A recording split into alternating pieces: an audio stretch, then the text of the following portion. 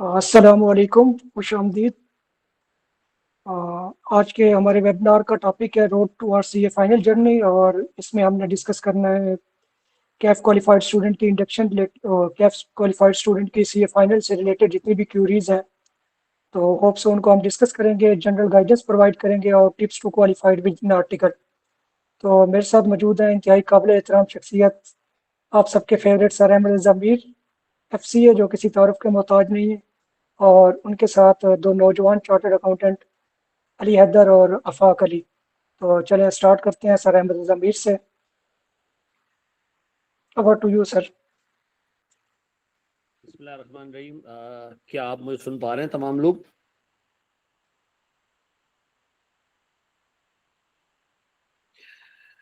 जी sir. बहुत बहुत मुबारकबाद आपको कि आप लोग माशाल्लाह स्टेज तक आ गए हैं कि आप आज अपने आप को सीए फाइनलिस्ट कह सकते हैं।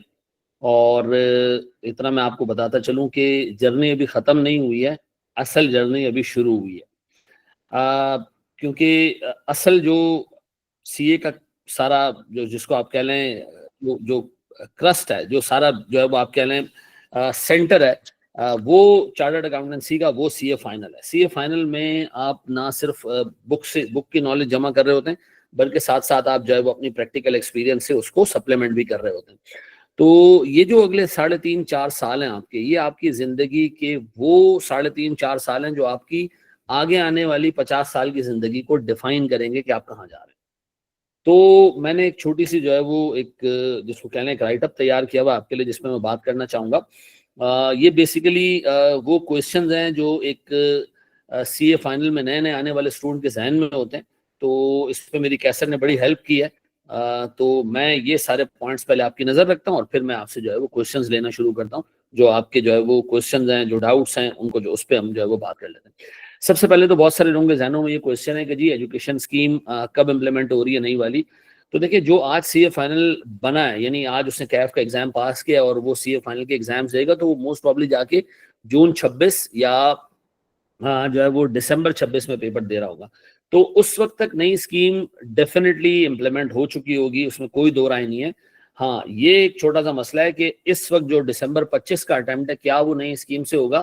तो 31 मई तक अगर जो है वो नोटिफाई नहीं होता ऑफिशियल गैजेट में कि आई कैप ने जो अप्रूवल डिमांड किया हुआ गवर्नमेंट से, रिक्वेस्ट किया हुआ गवर्नमेंट से, वो अगर 31 मई तक नहीं आता ऑफिशियल गैजेट में, तो फिर जो है वो ये नई स्कीम की इम्प्लीमेंटेशन डेफर हो जाएगी। दिसंबर 2025 के अटेम्प्ट में नहीं हो पाएगा, जून 26 तक डेफर हो जाएगी। और मोस्ट प्रॉब्ली ऑन कार्ड्स ऐसे ही नज़र आ रहा है कि बहुत मुश्किल है कि ये जो है वो इम्प्लीमेंट हो पाए दिसंबर 25 के एग्जाम्स के ऊपर। तो आपके लिए तो एक नो ब्रेनर है, आपको तो ये पता है कि जी जब आप एग्जाम दे रहे हो उस वक्त नई स्कीम आ चुकी होगी, उसमें उसमें कोई दो राय नहीं है। ठीक है जी। तो आप लोगों ने तैयारी इसी तरह करनी है, नई स्कीम के हिसाब से करनी है। अच्छा, नई स्कीम और पुरानी स्कीम में जो मेजर पेपर्स हैं, जिसमें फाइनेंशियल रिपोर्टिंग है, बीएफडी है, ऑडिट है, आपका अल्लाह भला करे टैक्स है, जो आपका लॉज एंड रेगुलेशंस हैं, जो कॉर्पोरेट लॉज हैं, इन 5 बड़े पर्चों में कोई बड़ा सिलेबस का चेंज नहीं है। ठीक है जी। तो इफेक्टिवली आपको तो सोचना भी नहीं चाहिए कि नई स्कीम का क्या होगा।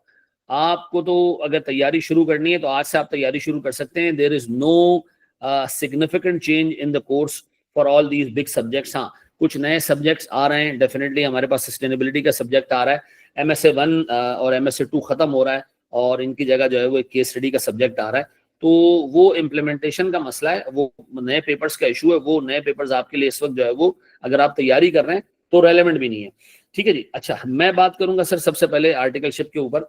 बहुत सारे बच्चे जो है वो इस वक्त कैफ के पेपर्स पास कर चुके हैं और वो वेट कर रहे हैं कि जी उनको कोई अच्छी फर्म मिल जाए। देखिए, मैं आपको बता रहा हूँ कि जो जिस तरीके से प्रैक्टिस का हाल इस वक्त पाकिस्तान में चल रहा है, तो मुझे नहीं लगता कि जो कैफ क्वालिफाइड स्टूडेंट्स हैं उनका 10% से 20% लोग भी बड़ी फर्म्स में इंडक्ट हो पाए। ये मैं देख रहा हूँ कि आने वाले दिनों में आपको नजर आएगा कि एक बहुत बड़ी खतीर तादाद जो है वो मीडियम साइज फर्म्स में जा रही होगी। और ये हमारी मजबूरी है, क्योंकि हमारी प्रैक्टिस जो है वो जिस तरीके से मुल्क की जनरल इकोनॉमी का हाल है, तो उसी तरह से जो है वो आप हर इदारे में देख रहे होंगे कि इंडक्शंस का सूरत हाल क्या है। बड़ी फर्म जो हमारे पास है, फर्गसन है, KPMG है, ईवा है, ये 3 बड़ी फर्म्स हैं। डेलॉयट तो खैर पाकिस्तान से चली गई है, और उसके बाद जो है हमारे पास BDO, GT हैं और बाकी की फर्म्स हैं। तो मैं आपसे रिक्वेस्ट करूंगा कि अगर आपको एक बड़ी फर्म में अपॉर्चुनिटी नहीं मिलती है ना, और आप इवन 6 महीने ज़ाया भी कर चुके हैं, तो फिर आप मीडियम साइज फर्म्स में चले जाएं। ठीक है जी, आप चले जाएं उसके अंदर। ठीक है, अगर आपका एम ये कि आपको इवेंचुअली पाकिस्तान से बाहर जाना है और आपको जो है पाकिस्तान से बाहर जाके काम करना है, तो आज आप एक मीडियम साइज फर्म को ज्वाइन कर लें, स्पेशली जिनकी फॉरेन एफिलिएशन हो किसी भी बड़े नाम के साथ, जिसमें बेकर टिली भी आ जाता है, जिसमें बाकी फर्म्स भी आ जाती हैं, जिनकी RSM है, बाकी चीजें रेंडा है, जिनकी बार एसोसिएशन है। ठीक है जी, तो आप उनको ज्वाइन कर लें। फिर आप करेंगे कि सर जब आप क्वालिफाई कर लें, कोशिश ये करें कि फर्स्ट अटेम्प्ट क्वालिफाई करें। ठीक है जी, अगर आप क्वालिफाई कर लेते हो विद इन आर्टिकल्स, तो आपके पास आगे का 2.5 साल का टाइम बच जाता है। इसमें आपको इवन छोटी फर्म में एक सुपरवाइजरी रोल मिल जाता है, एक बड़ा रोल मिल जाता है, जिसमें आप बहुत सारी चीजें सीख पाते हैं, कर पाते हैं। और फिर जब आप अपनी आर्टिकल्स कंप्लीट करें, फिर आप इसको सप्लीमेंट कर लें, कोई 1-1.5 साल का टाइम आप लगा लें बड़ी फर्म में एक AM की पोजीशन पे या सुपरवाइजरी पोजीशन पे, तो आपके लिए फिर वो इक्वल हो जाएगा कि एक बड़ी फर्म से आपने आर्टिकल्स की हो या आपका पोस्ट क्वालिफिकेशन कोई 1.5 साल का एक्सपीरियंस हो, तो आप एट पार आ जाएंगे बाकी चार्टर्ड अकाउंटेंट्स के साथ।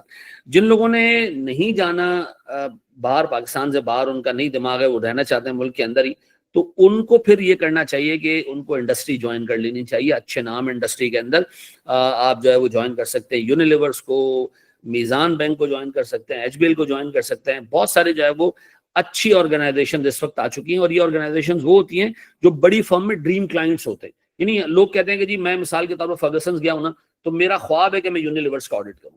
तो अगर आप यूनिलीवर में डायरेक्ट चले जाएं, तो आप बहुत सारी चीजें वो सीख लेंगे जो आप एज अ ट्रेनी स्टूडेंट जो है वो दूसरी साइड से सीख पाते हैं। ठीक है, उसमें ऑडिट का एस्पेक्ट जो है वो आपके लिए इतना रेलेवेंट नहीं होगा, लेकिन अगर आपको इवेंचुअली पाकिस्तान में रहना है और इंडस्ट्री ज्वाइन करनी है, there is no better option than joining industry right now. एक तो आपको पैसों में भी अच्छा बड़ा फर्क मिल जाएगा। मेरे ख्याल में शायद यूनिलीवर कोई 17,000 रुपए दे रहा है ट्रेनी को, मीज़ान बैंक शायद को 50-60 हज़ार रुपए दे रहा है। इस तरह बाकी के जो इंडस्ट्री के वो हैं वो अच्छे खासे पैसे दे रहे हैं। प्लस आज एक और मैं चीज देख रहा हूँ कि ईवा रैपिड, BPO, इस KPMG आर्क, ये बेसिकली नई एक जिसको कह लें कि एक नई स्ट्रीम आई है ट्रेनिंग की। ये ऐसी ऑर्गेनाइजेशंस हैं जिनमें पाकिस्तान से बाहर कंपनीज के फाइनेंशियल्स मैनेज करना, उनका अकाउंट्स डिपार्टमेंट मैनेज करना, और फिर सर उनके एक्सटर्नल ऑडिट करना, ये पाकिस्तान से बैठ के हो रहा है। तो अगर यहाँ भी आपको अपॉर्चुनिटी मिलती है तो आप यहाँ भी ज्वाइन करें, अच्छी जगह है ये। ठीक है जी, तो ये मैंने आपको बता दिया कि छोटी फर्म ज्वाइन करना और फिर बाद में अपने आप को जो है वो जल्दी क्वालिफाई करके बड़ी फर्म में जाके कोई 1-1.5 साल लगा लेना, इंशाल्लाह आपका फिर कोई जो है वो कोई लॉस नहीं होगा, आप एट पार आ जाएंगे बड़ी फर्म के आर्टिकल्स के। ये मेरा अपना ओपिनियन है और मैंने पास में देखा भी ऐसे बहुत सारे लोगों को।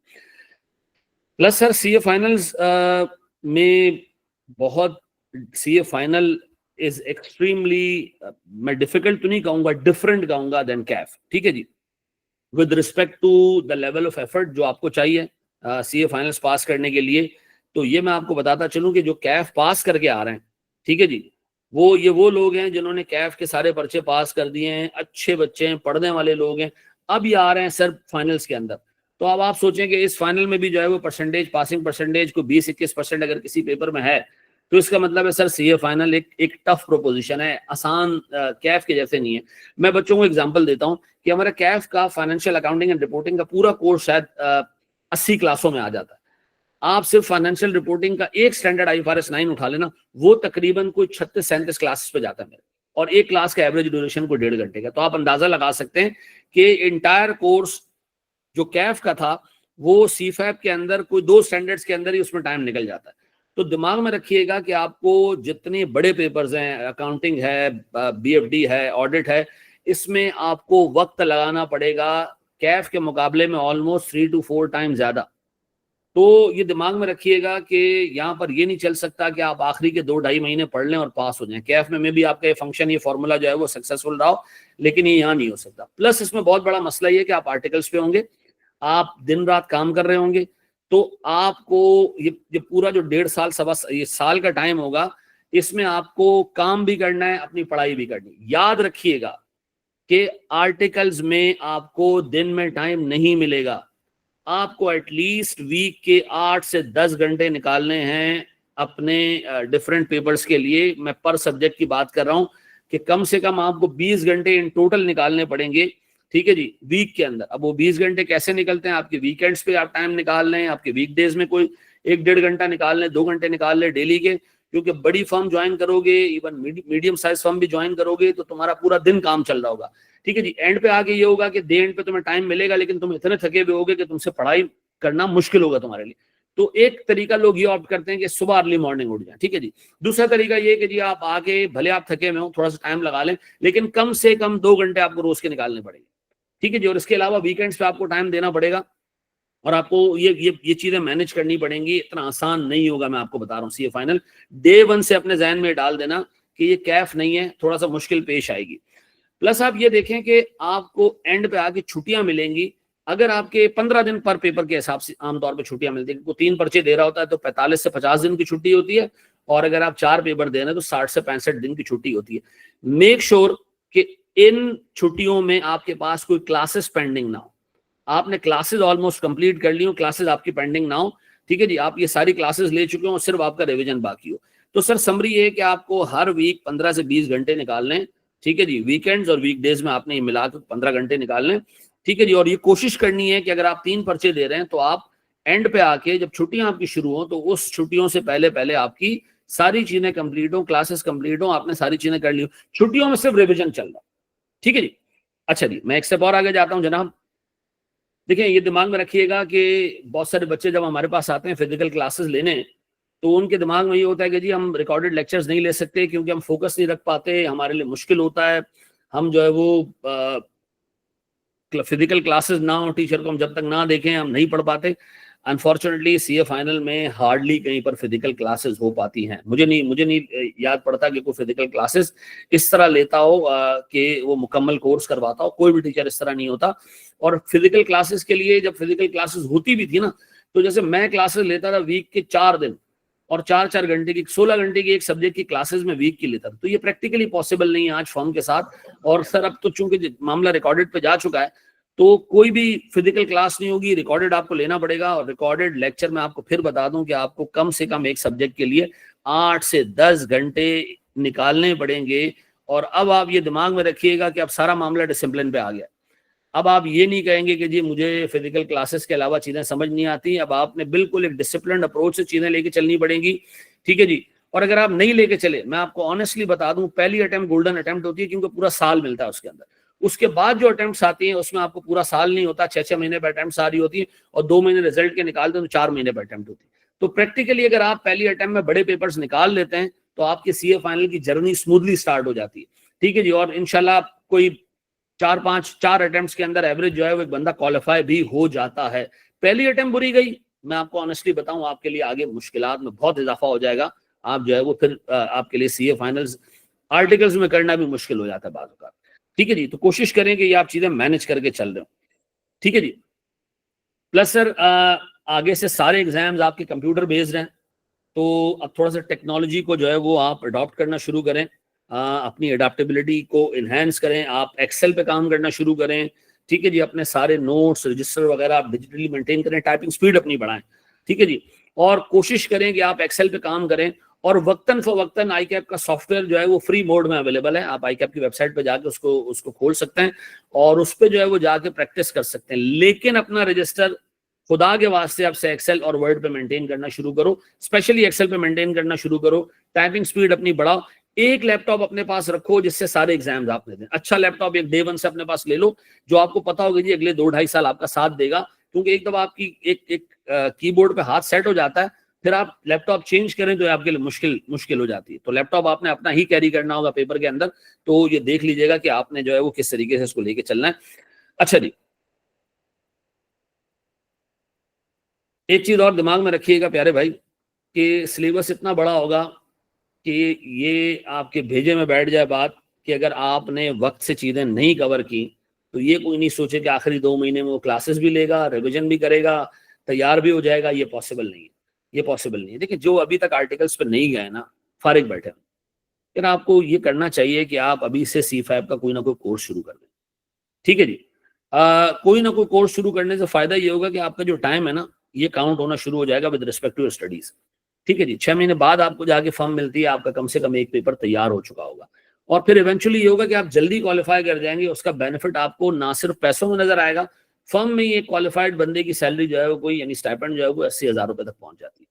तो अपना टाइम वेस्ट नहीं करें। मैं बहुत सारे लोगों को देखता हूँ कि वो इन चक्रों में पड़े हुए कि जी मैं एक्सेल पे कोई एडवांस एक्सेल का कोई कोर्स कर लेता हूँ जिससे मेरे इंडक्शन के चांसेस बढ़ जाएंगे, मैं कोई जी पावर बीआई का कोर्स कर लेता हूं। मैं अक्सर कैसर को भी देखता हूं कि वो बच्चों को मना कर रहा होता है कि यार इन चीजों में ना पढ़ो, टेस्ट की तैयारी करो और अपने एम पे, अपने ऑब्जेक्टिव पे फोकस रखो कि आपने पहले क्वालिफाई करना है। ठीक है जी, तो मेरी आपसे ये रिक्वेस्ट रहेगी कि अगर अभी कुछ भी नहीं है करने को, यार लेक्चर्स उठा लो, ठीक है, किसी भी जगह से लेक्चर उठा लो, कोई एक नॉमिनल सी फी पे कर दो, कोई सारे इंस्टीट्यूट आपको जो है वो ये अपॉर्चुनिटी अवेल करवा देंगे। हम तो आपको दे ही देंगे कि यार एक रीजनेबल सी फी पे करो, कहीं पर भी टोकन फी पे करो कि सर मेरी इंडक्शन नहीं हुई है, ये पे कर रहा हूं, जब इंडक्शन हो जाएगी तो बाकी फी पे कर दो। अपना टाइम वेस्ट नहीं करो मेरे बच्चों। अच्छा जी,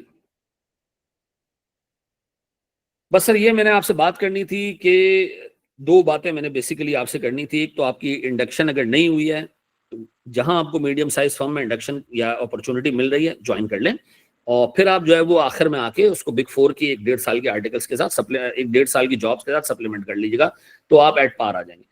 तैयारी का भी मैंने आपको तरीका बताया। अब कैसर भाई जैसे कहेंगे, मैं कोई क्वेश्चन बच्चा पूछना चाहता है तो पूछ ले, मैं उसको जवाब देना शुरू करता हूँ। सर ये एक क्वेश्चन है, मैं पढ़ के बताता हूँ आपको। जी कैसर भाई। एक स्टूडेंट पूछ रहा है कि क्या हम 1 साल पहले से स्टार्ट कर सकते हैं, मतलब 1 साल बाद 1.5 साल बाद अटेम्प्ट बनेगी तो उससे पहले हम स्टार्ट कर सकते हैं आज से? बिल्कुल स्टार्ट कर सकते हैं। और देखें, मैं जितने भी ऐसे बच्चों को जानता हूं जिन्होंने पहली अटेम्प्ट में 4-4 पर्चे निकाले हैं, ठीक है जी, 3 पर्चे निकाले हैं, उन्होंने किया ही है कि जी उन्होंने स्टार्ट अर्ली किया था।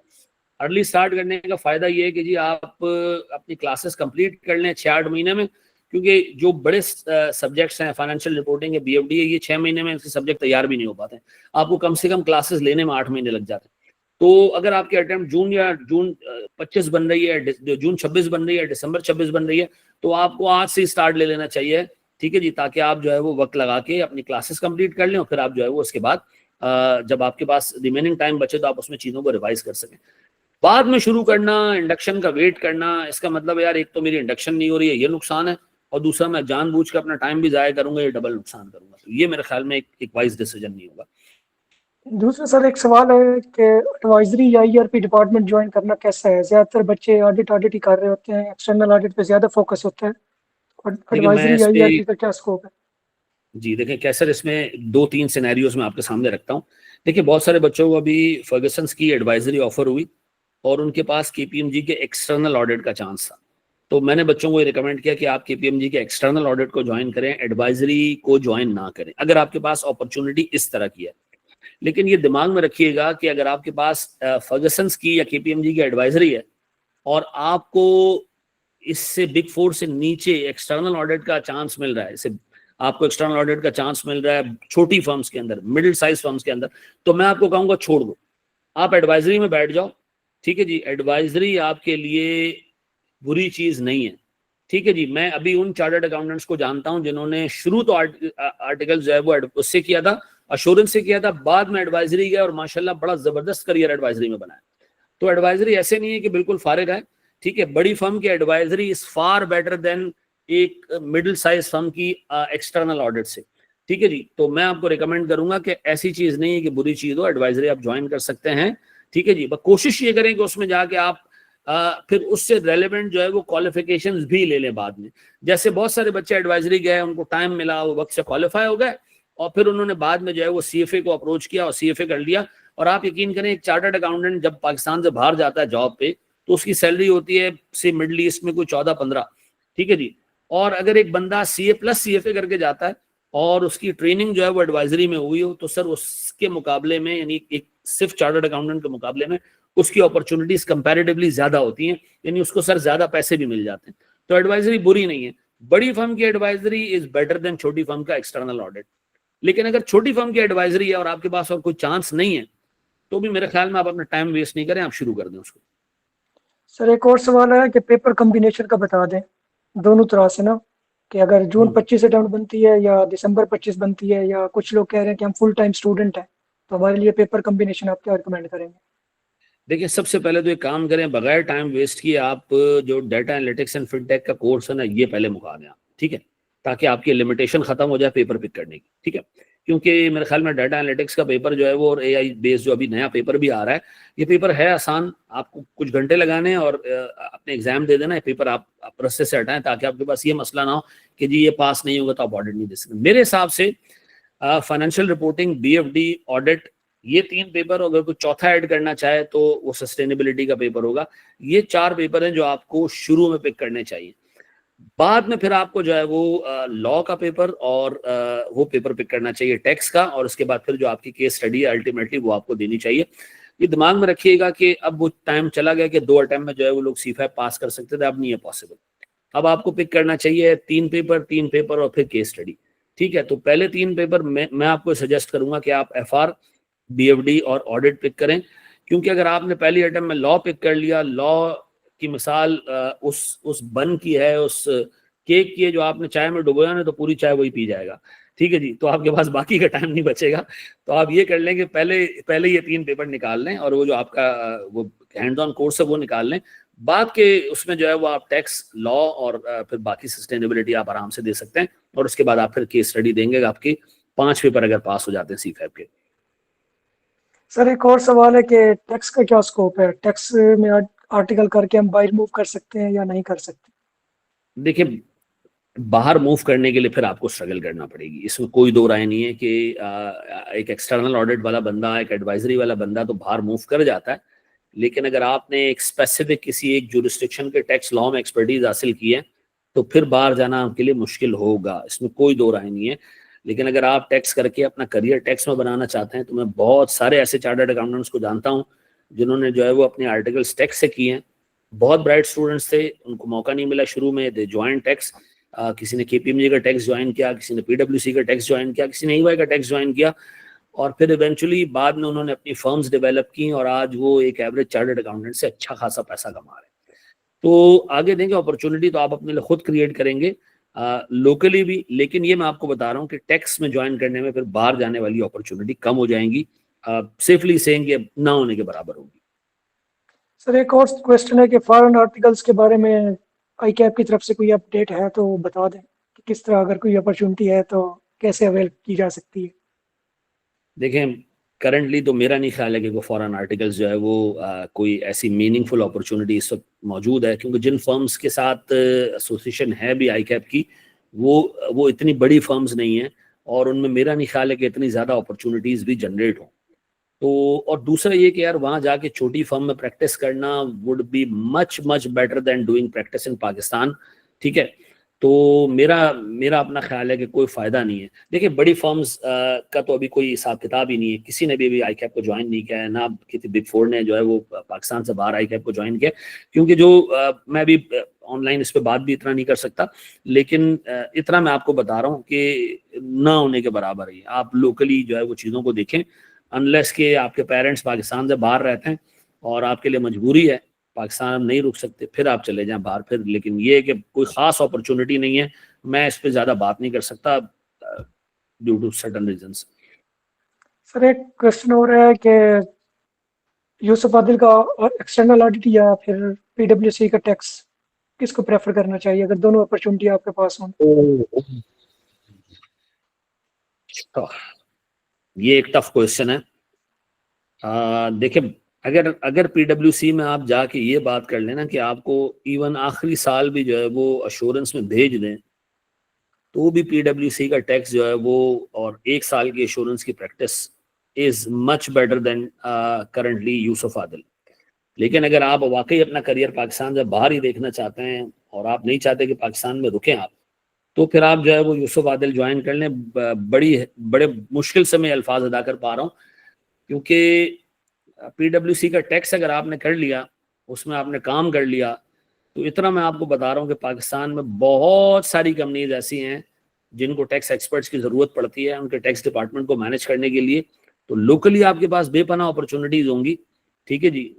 लेकिन ये मैं आपको बता रहा हूँ, बाहर जाने की अपॉर्चुनिटी फिर कम होगी। अगर आपका एम यही है कि आपको बाहर जाना है अल्टीमेटली, तो फिर आपको जो है वो आर्टिकल्स यूसुफ आदिल से ही करनी चाहिए।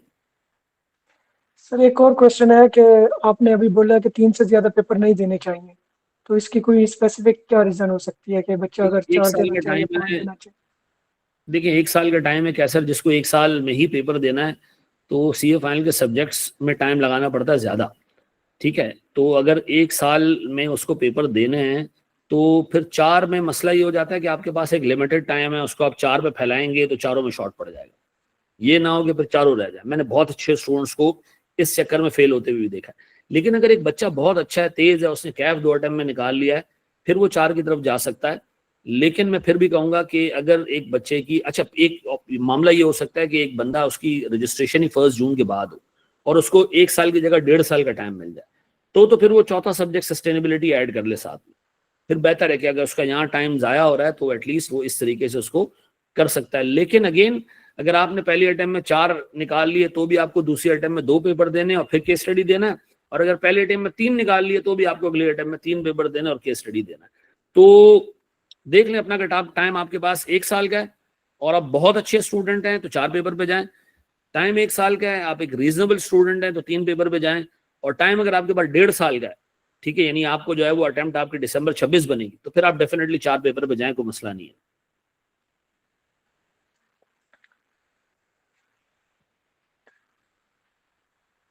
सर एक क्वेश्चन ये भी है कि अगर हम लास्ट सेकंड अटेम्प्ट में देंगे तो वो कवर किस तरह से कर पाएंगे? मतलब आपने बोला सिलेबस बहुत ज़्यादा है, तो उसको किस तरह कवर करेंगे 6 मंथ में? देखिए, लॉ जो है ना, वो जब आपके पास और कोई बड़ा सब्जेक्ट नहीं हो ना, आपके पास लॉ के साथ टैक्स, और टैक्स का कोर्स भी इतना बड़ा नहीं है, सस्टेनेबिलिटी भी चूंकि अर्ली स्टेज होगा, तो उसमें एग्जामिनर भी जो है ना वो सीख रहा होता है पेपर बनाना, तो वो पेपर कम से कम इतने मुश्किल नहीं बनते शुरू में। तो आपके पास बाकी के सब्जेक्ट्स का टाइम इतना नहीं लग रहा होगा, तो आप आराम से लॉ कवर कर पाएंगे। पहली अटेम्प्ट में लॉ देने में आपके लिए फिर बड़ा अजाब बन जाएगा, फिर वो अल्टीमेटली बाकी के सब्जेक्ट्स पे अफेक्ट डालता है। लेकिन दूसरी अटेम्प्ट में आपको फिर इतना टाइम मिल जाता है, अगर आपके साथ कि उसके पास सिर्फ टैक्स है या सस्टेनेबिलिटी या साथ में या सिर्फ एक सब्जेक्ट और 2 ही सब्जेक्ट्स हैं, तो भी आपके लिए जो है वो इतना टाइम निकल जाता है कि आप मैनेज कर लेते हैं पहली अटेम्प्ट में। इसलिए मैं डिस्करेज करता हूँ बच्चों को कि उसमें जो है वो फिर बहुत सारा टाइम लग जाता है, और सब्जेक्ट भी ऐसा है कि वो बहुत रूखा हुआ सब्जेक्ट है। जैसे अभी तो मेरी प्रेजेंटेशन के बाद या बात के बाद कैसर आपसे ना लॉ को किस तरह पढ़ना है उस स्ट्रेटजी भी बात करेंगे, हाँ तो जी, उसको बिल्कुल जरा हम जरूर सब्जेक्ट तरीके से वाइज सुनिएगा डिस्कस तमाम करेंगे। स्टूडेंट्स। वो बहुत इंपॉर्टेंट है कि उसको तैयार कैसे करना है, तो उस पर आपको कैसर गाइड करेंगे। मेरा अपना आंच है कि पहली अटेम्प्ट में इसको ना दीजिए, दूसरे अटेम्प्ट में चूंकि बाकी सब्जेक्ट्स पे इतना टाइम नहीं लग रहा होगा, तो आप टाइम निकाल पाएंगे इंशाल्लाह। सर एक और क्वेश्चन है कि सस्टेनेबिलिटी रिपोर्टिंग वाला जो पेपर है उसकी बुक्स वगैरह कब तक आ जाएंगी और कॉलेजेस वगैरह कब से पढ़ाना स्टार्ट करेंगे? देखिए, सस्टेनेबिलिटी के ऊपर ठीक ठाक काम आई कि आपने कर लिया है। ठीक है, सस्टेनेबिलिटी में अब तक जितने भी स्टैंडर्ड्स आए वो सारे कोर्स का पार्ट होंगे। फिर ना सिर्फ उसके अंदर सस्टेनेबिलिटी है, बल्कि पूरा उसके अंदर ईएसजी का कोर्स है। ठीक है ना, तो लेकिन पेपर इतना मुश्किल नहीं होगा, ये मैं आपको बता रहा हूँ। क्योंकि जब ये पेपर डिजाइन हो रहा था, तो जिस कमेटी ने इसके ऊपर काम किया था, मैं भी उसका पार्ट था। और इतना मैं आपको बताऊं, बड़े डिलीजेंटली उस कमेटी ने इस पर काम किया है कि इस कोर्स को रेलेवेंट रखा जाए, चार्टर्ड अकाउंटेंट्स के लिए ऐसा रखा जाए कि उनको एक तो स्टेज है पढ़ने की, और फिर उस स्टेज एक स्टेज है उसको इम्प्लीमेंट करने की। तो एटलीस्ट जो पढ़ने वाली स्टेज है उसकी नॉलेज को लिमिटेड रखा जाए, इम्प्लीमेंटेशन वाली चीजें उसके अंदर इमीडिएटली ना डाली जाएं। जो कोर्स बनेगा मेरे हिसाब से एसपीएम से जरा सा हल्का पेपर होगा, भारी नहीं होगा इंशाल्लाह। और सर वन किताबें जो मोर है वो क्वेश्चन। मोस्ट प्रॉब्ली आ जाएंगी, जो है वो आपके अगले 2 डेढ़ महीने में आपको किताब मिलना शुरू हो जाएगी उस पर। अच्छा, न्यू एजुकेशन स्कीम पे आप पहले बात कर चुके हैं, लेकिन कुछ लोगों ने बाद में ज्वाइन किया है, तो दोबारा से एक दफ़ा बता दीजिएगा। तो नई एजुकेशन स्कीम जो है वो 31 मई तक अगर इसकी नोटिफिकेशन आ गई, तो ये दिसंबर 2025 में इम्प्लीमेंट हो जाएगी। पहला एग्जाम सीफैप का दिसंबर 2025 का होगा उसके ऊपर। पर जितने प्रोसीजर्स अभी बाकी हैं, तो बहुत बहुत मीक चांसेस हैं कि ये दिसंबर 2025 पे अप्लाई हो सके। मोस्ट प्रॉब्ली ये जून 2026 पे ही जाएगा, और जून 2026 पे अगर ये गया, तो आप में से बहुत सारे बच्चे जिन्होंने अभी कैफ पास किया, उनके लिए तो नई स्कीम ही रेलेवेंट है। पुरानी स्कीम उनके लिए रेलेवेंट नहीं है, क्योंकि पुरानी स्कीम जो है वो दिसंबर 25 के बाद तो कंफर्म खत्म हो जाएगी। जून 25 का अटेम्प्ट होगा, और मे बी मैक्सिमम दिसंबर 25 का अटेम्प्ट उसमें आ सकता है। तो जिनके अटेम्प्ट आगे बन रही है उनको तो नई एजुकेशन स्कीम को ही देखना है। फर्दर मैं अपनी उस इनिशियल स्टेज पे ये भी बता चुका था कि एफआर, बीएफडी, टैक्स, लॉ और ऑडिट में कोई सिग्निफिकेंट चेंज नहीं है, कोर्स के अंदर जैसे पुरानी स्कीम में था, कोई एक आध चीज उसके अंदर ऐड हुई है, 5-6% कोर्स हर एक में जो है वो चीज एडलेस हुई है, लेकिन कोई बड़ा चेंज नहीं है किसी भी सिलेबस के अंदर। सर एक क्वेश्चन और भी है कि AFR के लिए हमें क्या कहते हैं रिपोर्टिंग के स्टैंडर्ड लेने चाहिए या बुक ही इनफ होगी? देखें मेरे ख्याल में तो कैसर आप भी जब इस पे बात करेंगे तो C5 जी स्टेज के ऊपर IFRS को आम तौर पे कोई पढ़ता नहीं है सच, ठीक है, क्योंकि टीचर्स ने अपने लेक्चर्स के अंदर ही उसको अच्छा खासा कवर किया होता है, उनकी इंटरप्रिटेशन, उनसे रिलेटेड क्वेश्चंस, न्यूमेरिकल इलस्ट्रेशंस वो उन्होंने ऑलरेडी कवर किए होते हैं, चाहे मैं पढ़ा रहा हूँ चाहे बाकी के टीचर्स मार्केट में जो पढ़ा रहे हैं, सब ने इस पे काम किया होता है, ठीक है जी। मैं इस पे तो एक्सटेंसिवली काम किया हुआ है, ऑलमोस्ट हर पैरा के ऊपर हमने सवाल बनाया।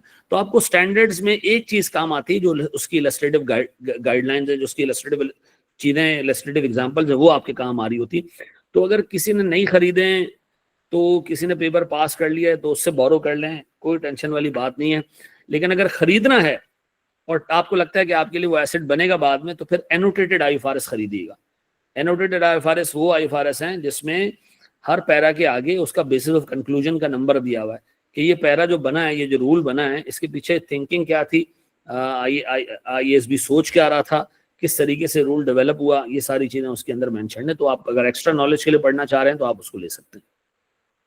सर एक और क्वेश्चन है कि जो बच्चे अभी से आपसे पढ़ना स्टार्ट करते हैं AFR और BFD, for example new scheme में चेंजेस एक्सपेक्टेड तो नहीं है, इन केस आ जाती हैं क्योंकि स्टूडेंट को कन्फ्यूजन होती है, तो क्या उनके अपडेटेड लेक्चर आप उसी एक्सेस में प्रोवाइड करेंगे या उस? ऑब्वियसली उसके अंदर अपडेशन जैसे आएगी तो उसको हम अपडेट करेंगे, वैसे नहीं छोड़ेंगे। जैसे कुछ स्टैंडर्ड्स जो है वो ऐड होंगे, छोटे स्टैंडर्ड्स है वो ऐड होंगे तो हम उसको देखें। एक चीज और भी जो मैं बच्चों में देखता हूँ कि वो टीचर को कहते हैं जी आपने जो IAS 36 पढ़ा है ना, वो आपने पढ़ाया था 2023 में, 2024 में, अब आगे जी 2025, तो आप एक काम करें नई, ताकि हमें लगे कि ये फ्रेश है। अगर वो लेक्चर रिकॉर्ड हुआ है और उसमें कोई नए पास पेपर्स ऐड होते हैं तो पास पेपर टीचर सारी ऐड कर रहे होते, कोई उसमें मसला नहीं होता।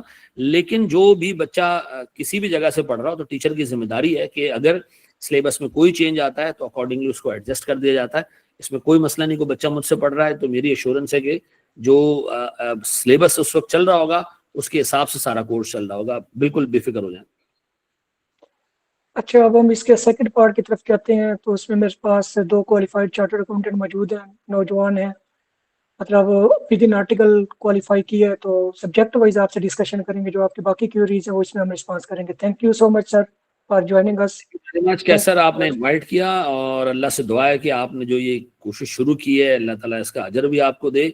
और मैंने आपको हमेशा जो है वो बेलॉस पाया है, यानी लोगों की खिदमत करने में कोई आपका वेस्टेड इंटरेस्ट नहीं होता। संडे का दिन है, छुट्टी का दिन है, आप लोग आम तौर पे जो है वो एंजॉय करता है बंदा, पूरे वीक की थकन उतारता है, लेकिन आप आज भी बच्चों के लिए प्रेजेंट हैं। इट शोज कि आप एक मैन ऑफ सब्सटेंस हैं। मेरी बहुत सारी दुआएं तमाम बच्चों के लिए और ख़ास तौर पे आपके लिए, अल्लाह आपको अजर दे इस सारी चीज़ का। Thank you very much. आमीन, जज़ाकल्लाह sir, thank you thank you. अल्लाह हाफिज़। चलिए जी, नेक्स्ट सेशन स्टार्ट करते हैं। अली हैदर और अफाक मेरे साथ मौजूद हैं, दोनों क्वालिफाइड चार्टर्ड अकाउंटेंट हैं और विद इन आर्टिकल क्वालिफाई की है, तो सब्जेक्ट वाइज ही आपको गाइड करेंगे कि किस तरह से लेके चलना है। सबसे पहले हम C5 1 एडवांस फाइनेंशियल रिपोर्टिंग का पेपर है, उससे स्टार्ट करते हैं। तो अली हैदर इस पर डिस्कस करेंगे सारी डिटेल्स, और जो भी आप क्यूरीज हैं साथ साथ उन पर हम बात करते जाएंगे। अस्सलाम वालेकुम। वालेकुम सलाम। Thank you sir for invitation. हाँ, मोस्ट वेलकम। अली हैदर, बच्चों का मोस्टली क्वेश्चन आता है कि C5 1 की तैयारी किस तरह से करें, बहुत लेंथी सिलेबस है, किस तरह से लेके चलें। अभी भी क्वेश्चन ये आ रहा है कि अगर हम 3 सब्जेक्ट स्टार्ट करते हैं, तीनों को एक साथ लेक्चर लें या पहले 2 सब्जेक्ट पढ़ें, एक सब्जेक्ट पढ़ें, किस तरह से लेके चलना चाहिए? पहले तो ये बता दें, फिर स्पेसिफिकली C5 1 के बारे में बता दें। जी सर। सर ये सेशन नॉर्मली फोकस कर रहा है, जैसे आप भी बता चुके हैं कि जो अभी जिन बच्चों ने कैफ क्वालिफाई किया है तो ऑलमोस्ट अभी उनकी अटेम्प्ट मिनिमम भी अगर उनकी इंडक्शन हो जाती है तो 1 साल बाद बनेगी, वरना 1.5 साल की अटेम्प्ट बनेगी। तो आई थिंक सब्जेक्ट सिलेक्शन पे तो सर अहमद अमीर ने काफ़ी अच्छी डिस्कशन कर दी है। तो हम अज्यूम ये करके चलते हैं कि फ़र्ज़ करें एक बच्चा है उसकी अभी 30 मई तक अभी उसकी रजिस्ट्रेशन हो जाती है फर्म में, तो उसके पास 1 साल होगा। तो 1 साल में आइडली उसको 3 पेपर तैयार करने चाहिए अलोंग विद एक जो हैंड ऑन कोर्स है। ठीक है, अभी सर इसको एक पर्सपेक्टिव से देखा जाएगा, ऑब्वियसली न्यू स्कीम 2025 के पर्सपेक्टिव से, तो उसमें एक्सपेक्टेड तो सीफेप 1 में अभी मैं आ जाता हूँ, तो कोई एक्सपेक्टेड नहीं है सिलेबस का चेंज। तो एक ऑब्वियसली, लेकिन सीफेप 1 अभी तक भी एक लेंथी सिलेबस होता है, लेकिन इसकी एक चीज है कि इसकी आपकी बेसिस ऑलरेडी डेवलप हुई होती हैं, क्योंकि आपने अभी अगर पीआरसी की है, उसके बाद आपने कैफ पढ़ा है, तो आप एक बेसिक सब्जेक्ट ऑफ अकाउंटिंग से लेके एक कैफ के अंदर तक एक एक मॉडरेट अकाउंटिंग का आपको नॉलेज हो जाता है। ये उसी की एडवांस फॉर्म है बेसिकली। इसमें कंसोलिडेशन है, मेजर जो पोर्शन है। अभी इसका ब्रेक डाउन कर लेते हैं सीफेप सिलेबस जो आईकैप हमें देता है ना, उसके हिसाब से। तो आप देख लें इसमें चंद बड़े मेजर स्टैंडर्ड्स हैं जो इसके पिलर्स हैं। फिर ऑब्वियसली कुछ स्पोर्टिंग स्टैंडर्ड्स हैं, कुछ अदर चीजें हैं, तो उन पे मैं डिस्कस कर लेता हूँ। कि सर सबसे बड़ा तो इसमें देखें कि आपकी जो कंसोलिडेशन का एरिया है ना, इसका फेज है, इसको लाजमी और बड़े अच्छे से आपने करना है, क्योंकि ये आपका ऑलमोस्ट 20 से 30% वेटेज इसकी होती है हर पेपर में। उसके बाद आपका आ जाता है IFRS 9, जो बच्चों ने, और IFRS 9 और कंसोलिडेशन ये बच्चों ने कैफ लेवल पे कुछ बेसिस की पढ़ी होती है। IFRS 9 अभी एडवांस लेवल में इसका टेस्ट होना है, ये भी 20 से 30 नंबर है इसके। फिर फाइनेंशियल रिपोर्टिंग के जो अदर स्टैंडर्ड हैं, उसमें नोटेबली आपके IFRS 16 है, IFRS 15 है, IS 12 है इनकम टैक्स, IFRS 2 है। इनमें कुछ आपने कैफ लेवल पढ़े होते हैं, कुछ यहाँ पढ़ रहे होते हैं, लेकिन सब जो यहाँ आप जो भी स्टैंडर्ड पढ़ते हैं वो ऑलमोस्ट एडवांस लेवल पे ही होता है, क्योंकि उसमें आप बेसिक स्कोप से लेके गाइडेंस, उसके बाद उसकी accounting treatment, initial recognition, subsequent treatment, और उसके बाद उसके डिस्क्लोजर तक हर चीज एग्जामिनर एक टेस्ट कर रहा होता है, और वो सोच रहा होता है कि अब बच्चा फॉर्म में आ गया तो उसकी एप्लीकेशन भी उसको पता हो। तो ऑब्वियसली जो ऑडिट में बच्चे हैं जो वो उसकी कर भी रहे होते हैं। उसके अलावा स्पेशलाइज फाइनेंशियल स्टेटमेंट्स होती हैं और एथिक्स का एरिया होता है, वो 10 से 15 नंबर का होता है। उसमें कोड ऑफ एथिक्स है, उसमें आपके जो अदर स्पेशलाइज्ड एफएस होते हैं उनकी सिर्फ फॉर्मेट होता है, उसको करना है। ये बेसिक ओवरव्यू है। तो एक तो ये, और ऑब्वियसली ये I think one of the जो हाईएस्ट टाइम कंज्यूमिंग सब्जेक्ट अगर इसे कहें ना, तो फिर भी ये गलत नहीं होगा, सीफैब में है। तो इसमें मार्केट में आप देख लें अच्छे अच्छे टीचर्स आपको मिल जाएंगे। सर अहमद आमिर हैं जो एक एक बड़े अच्छे टीचर्स हैं, जो 5-6 मार्केट में हैं। सर अहमद आमिर हैं ARTT के, सर नासिर हैं पैक के, सर अमार हैं, सर हसन हैं, तो सर मुर्तजा कायद है IQ के। तो ये 5-6 बड़े टीचर्स हैं। मैं प्रेफरेबली यही करता हूँ कि अभी से इसको स्टार्ट करें। और देखें, हर बच्चे का अपना लर्निंग स्टाइल होता है और अपना तरीका होता है पढ़ने का। एक टीचर मुझे बड़ा अच्छा लग रहा है और क्या पता आपको ठीक ना लगे, लेकिन जितने ये मैंने टीचर बताए हैं, इस बात में कोई शक नहीं है कि हर अपनी अपनी इनका स्टाइल और अपनी एफर्ट्स में 100% सिलेबस कवर करवाते हैं। अब आपने इसको सिलेक्ट करना है, आपने पढ़ना है, तो आप करेंगे कि हर टीचर के डेमो लेक्चर हैं, 2-2 लेक्चर, 1-2 लेक्चर, इनमें 2-3 लेक्चर ले हर टीचर के। मतलब अगर तो आपने इनमें से कुछ टीचर्स ने ऑब्वियसली कैप में पढ़ा है, तो फिर अगर तो आपको टीचर की स्ट्रेटेजी अच्छी लगती है, हर चीज सही है, अभी से स्टार्ट करें पढ़ना, अभी से इसको कवर करें, इंशाल्लाह कवर हो जाएगा। वरना डेमो लेक्चर ले और टीचर सेलेक्ट कर लें, कोई रॉकेट साइंस नहीं है। तो ये अभी प्रिपरेशन का फेज है, तो इंशाल्लाह आप इसको स्टार्ट करें CFA 1 को, तो ये हो जाएगा। लेकिन मैंने जैसे बताया, चंद पिलर जो है आपके, जैसे कंसोलिडेशन और IFRS 9 वाले पूरा एरिया जो है, इसमें आप अगर डिटेल में जाएंगे ना कि इसमें क्या क्या चीजें हैं, तो आप लिखें CFAP सिलेबस ICAP की वेबसाइट पे ना, गूगल पे, तो आपका आ जाएगा, तो उसमें आप देख सकते हैं। और टीचर भी इसको ऑब्वियसली डिस्कस करते हैं। तो ये एक बेसिक सी गाइडेंस है। इस पे अगर किसी के क्वेश्चन है स्पेसिफिक, और अगर किसी ने स्टार्ट कर दिया पढ़ना, तो वो पूछ सकते हैं, उस पर बता सकते हैं। जी अली, अगर बड़ी डिटेल में आपने डिस्कस किया है, कोई क्वेश्चन अगर AFR से रिलेटेड आता है तो मैं आपसे पूछता हूँ। दूसरा जो मेन सब्जेक्ट होता है जो बच्चे फौरी स्टार्ट करते हैं, वो ऑडिट का होता है।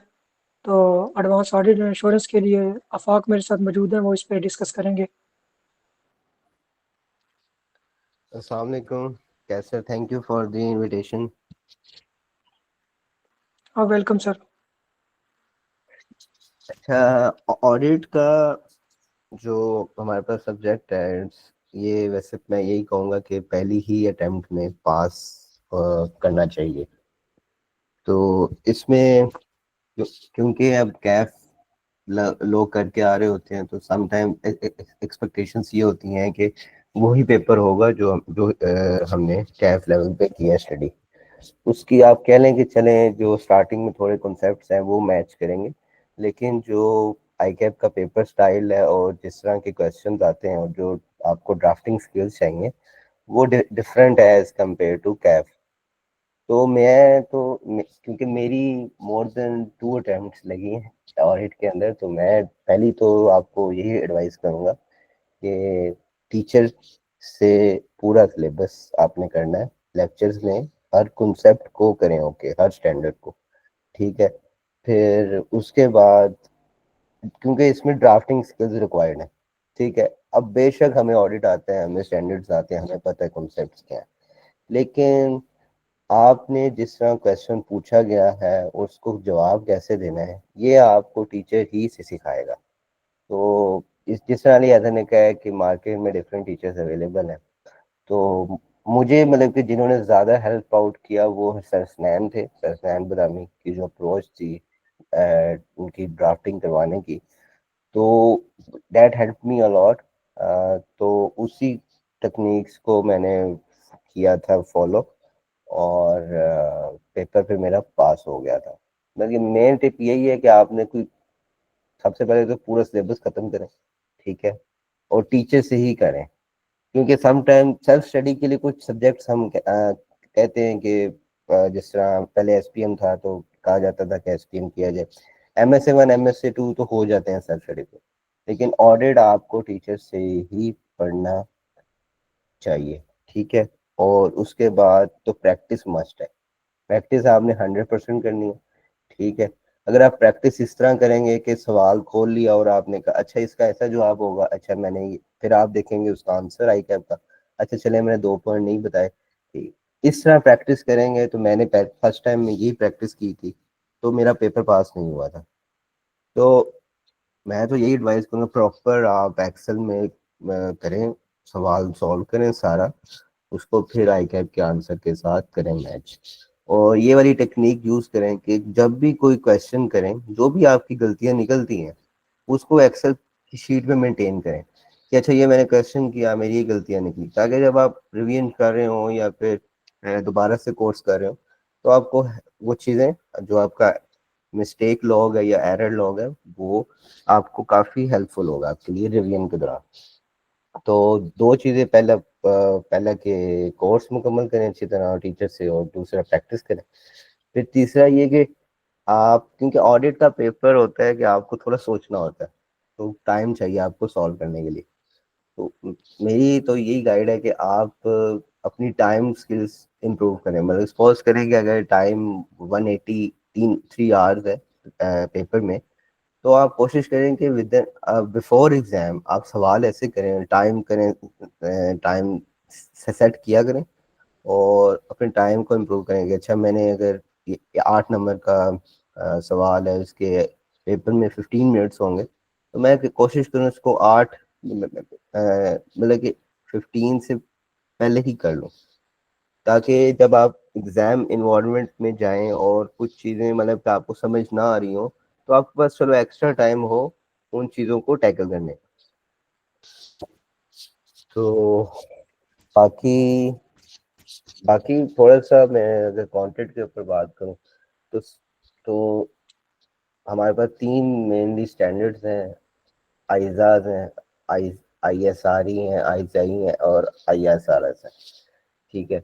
ये सारे स्टैंडर्ड्स ऑडिट के, रिव्यू के और अदर जो हमारे स्टैंडर्ड्स हैं वो हैं। इसके ऊपर हाँ एक सवाल आता है कि हमें स्टैंडर्ड्स रीड करने चाहिए या डायरेक्ट सर जो टीचर से पढ़ रहे हैं उनकी बुक यूज़ करनी चाहिए। तो मेरी ओपिनियन ये है कि आपको पर एक दफ़ा तो स्टैंडर्ड रीड करना चाहिए, ठीक है, एक दफ़ा C5 लेवल पे। अगर वो अकाउंटिंग के स्टैंडर्ड्स हैं या फिर ऑडिट के स्टैंडर्ड्स हैं, तो एक दफ़ा आपको रीड करने चाहिए, ठीक है। तो वो इन अ सेंस कि आपको कंप्रीहेंसिवली आपको समझ आ जाती है, क्योंकि अगर फॉर एग्जाम्पल कोई भी मैंने स्टैंडर्ड खोला है और मैं अगर उसको स्टार्ट किया तो उसकी एग्जांपल्स होती हैं और बेशक टीचर ने अपनी बुक्स में कवर की होती है, लेकिन क्योंकि आप हमने स्टैंडर्ड्स को सिर्फ इसलिए नहीं पढ़ना कि एग्जाम पास करना है, ये भी एक चीज़ होनी चाहिए कि क्योंकि आप जब आर्टिकल्स कर रहे होते हैं तो स्टैंडर्ड्स आपने रियल लाइफ में भी यूज़ करने होते हैं। तो स्टैंडर्ड्स रीड कर लें तो अच्छी बात है। तो और बाकी देख लें, किसी ने कोई सवाल है तो वो पूछ लें। हाँ, एक क्विक सवाल आया है कि हैंड ऑन कोर्सेज ये फाइनल पे वो डिस्कस कर लें। हाँ, इस पे पहले भी बात कर चुका हूँ, फिर भी मैं क्विकली बता देता हूँ। सीए फाइनल लेवल पे हैंड ऑन कोर्सेज दो हैं, एक गवर्नेंस एंड एथिक्स पे है और दूसरा आपका डाटा एनालिटिक्स एंड फिनटेक पे है। जो गवर्नेंस एंड एथिक्स पे है उसका मतलब कोई वैल्यू नहीं है, जस्ट आपने फी पे करनी होती है। 2-3 घंटे की असेसमेंट है, 3 पोर्शन होते हैं, एमसीक्यूज बेस्ड है। तो आप सीफैप की पहली अटेम्प्ट से पहले पहले किसी भी टाइम कर सकते हैं। उसके लिए ना तो आप किसी कॉलेज को ज्वाइन करना पड़ता है, कुछ भी नहीं करना पड़ता है, जस्ट अपनी वेबसाइट पे जाते हैं, ICAP की वेबसाइट पे जाते हैं, लॉगिन करते हैं और फी पे करके उसको ही असेसमेंट स्टार्ट कर सकते हैं। उसमें मार्क्स या अटेम्प्ट वगैरह नहीं होती। जब तक आपका पास नहीं होगा, 75% मार्क्स चाहिए होते हैं, तो आप उसको कंप्लीट नहीं कर सकते या सर्टिफिकेट डाउनलोड नहीं कर सकते। तो अनलिमिटेड अटेम्प्ट आप दे सकते हैं, उसके लिए कोई टाइम की कोई लिमिट नहीं है। ठीक हो गया। अच्छा, ये दोनों कोर्सेज आप ट्रेनिंग रजिस्ट्रेशन के बाद ही कर सकते हैं। दूसरा है डाटा एनालिटिक्स एंड फिनटेक का, तो उस पर अली हैदर बात करेगा कि उसकी क्या रिक्वायरमेंट होती है, किस तरह से पास करना है, कहाँ से पढ़ना चाहिए। जी अली हैदर। अच्छा सर, एक हैंड्स ऑन कोर्स का तो आपने बता दिया। अब दूसरे जी हैंड्स ऑन बिल्कुल। कोर्स में बता देता हूँ कि इसका ये है कि इसका जिस तरह पहला हैंड्स ऑन कोर्स है ये थोड़ा से डिफरेंट है। पहले हैंड्स ऑन कोर्स के लिए ऑब्वियसली आपको कहीं रजिस्टर्ड नहीं होना पड़ता किसी इंस्टीट्यूट के साथ ना। लेकिन जो दूसरा हैंड्स ऑन कोर्स है डाटा एनालिसिस और ये फिनटेक, ये पहले अलग थे, अब इन्होंने इकट्ठा कर दिया एक।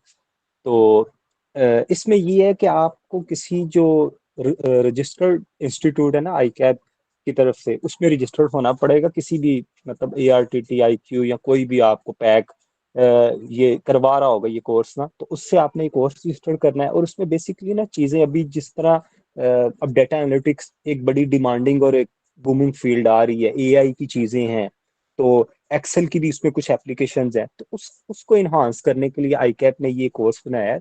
तो अभी जो करंट स्कीम है जो 2025 से पिछले वाली जिसमें अभी हम करंटली हैं, इसमें तो आपको ये है कि अभी MSAs के लिए MSAs की को अनलॉक करने के लिए बेसिकली पेपर देना पड़ता है। लेकिन अभी न्यू स्कीम में इसकी ऐसे गाइडेंस नहीं आई कि ये कब आपको देना पड़ेगा। लेकिन ऑब्वियसली ये आपने पेपर तो पास अली करना है तो हैदर, आपको जो है ये ना। जी जी मैं क्लियर कर देता हूँ, ये सॉरी। अपनी एडवांस ऑडिट जी से जी पहले सॉरी देना है, इस एडवांस ऑडिट से। जी जी सॉरी, इसमें एडवांस ऑडिट में ये आई है कि सीफैप 6 से सॉरी पहले आपको ये करना पड़ना है। तो इसमें अभी का जो सिलेबस है उसमें थोड़ी एडिशन वगैरह आई है कि वो मैं सिलेबस देख रहा था कि वो AI वगैरह और उसमें कुछ चीजें कर रही हैं। लेकिन बेसिक डिफरेंस ये है कि आप एक जो पहला आपका हैंड ऑन कोर्स है वो तो आपने देना है कि सीफैप के अटेम्प्ट से पहले आपने देना है। सर इसमें मैं करेक्ट हूँ ना जो आपने पहले बताया, hand on G G course 1 बिल्कुल। जो है।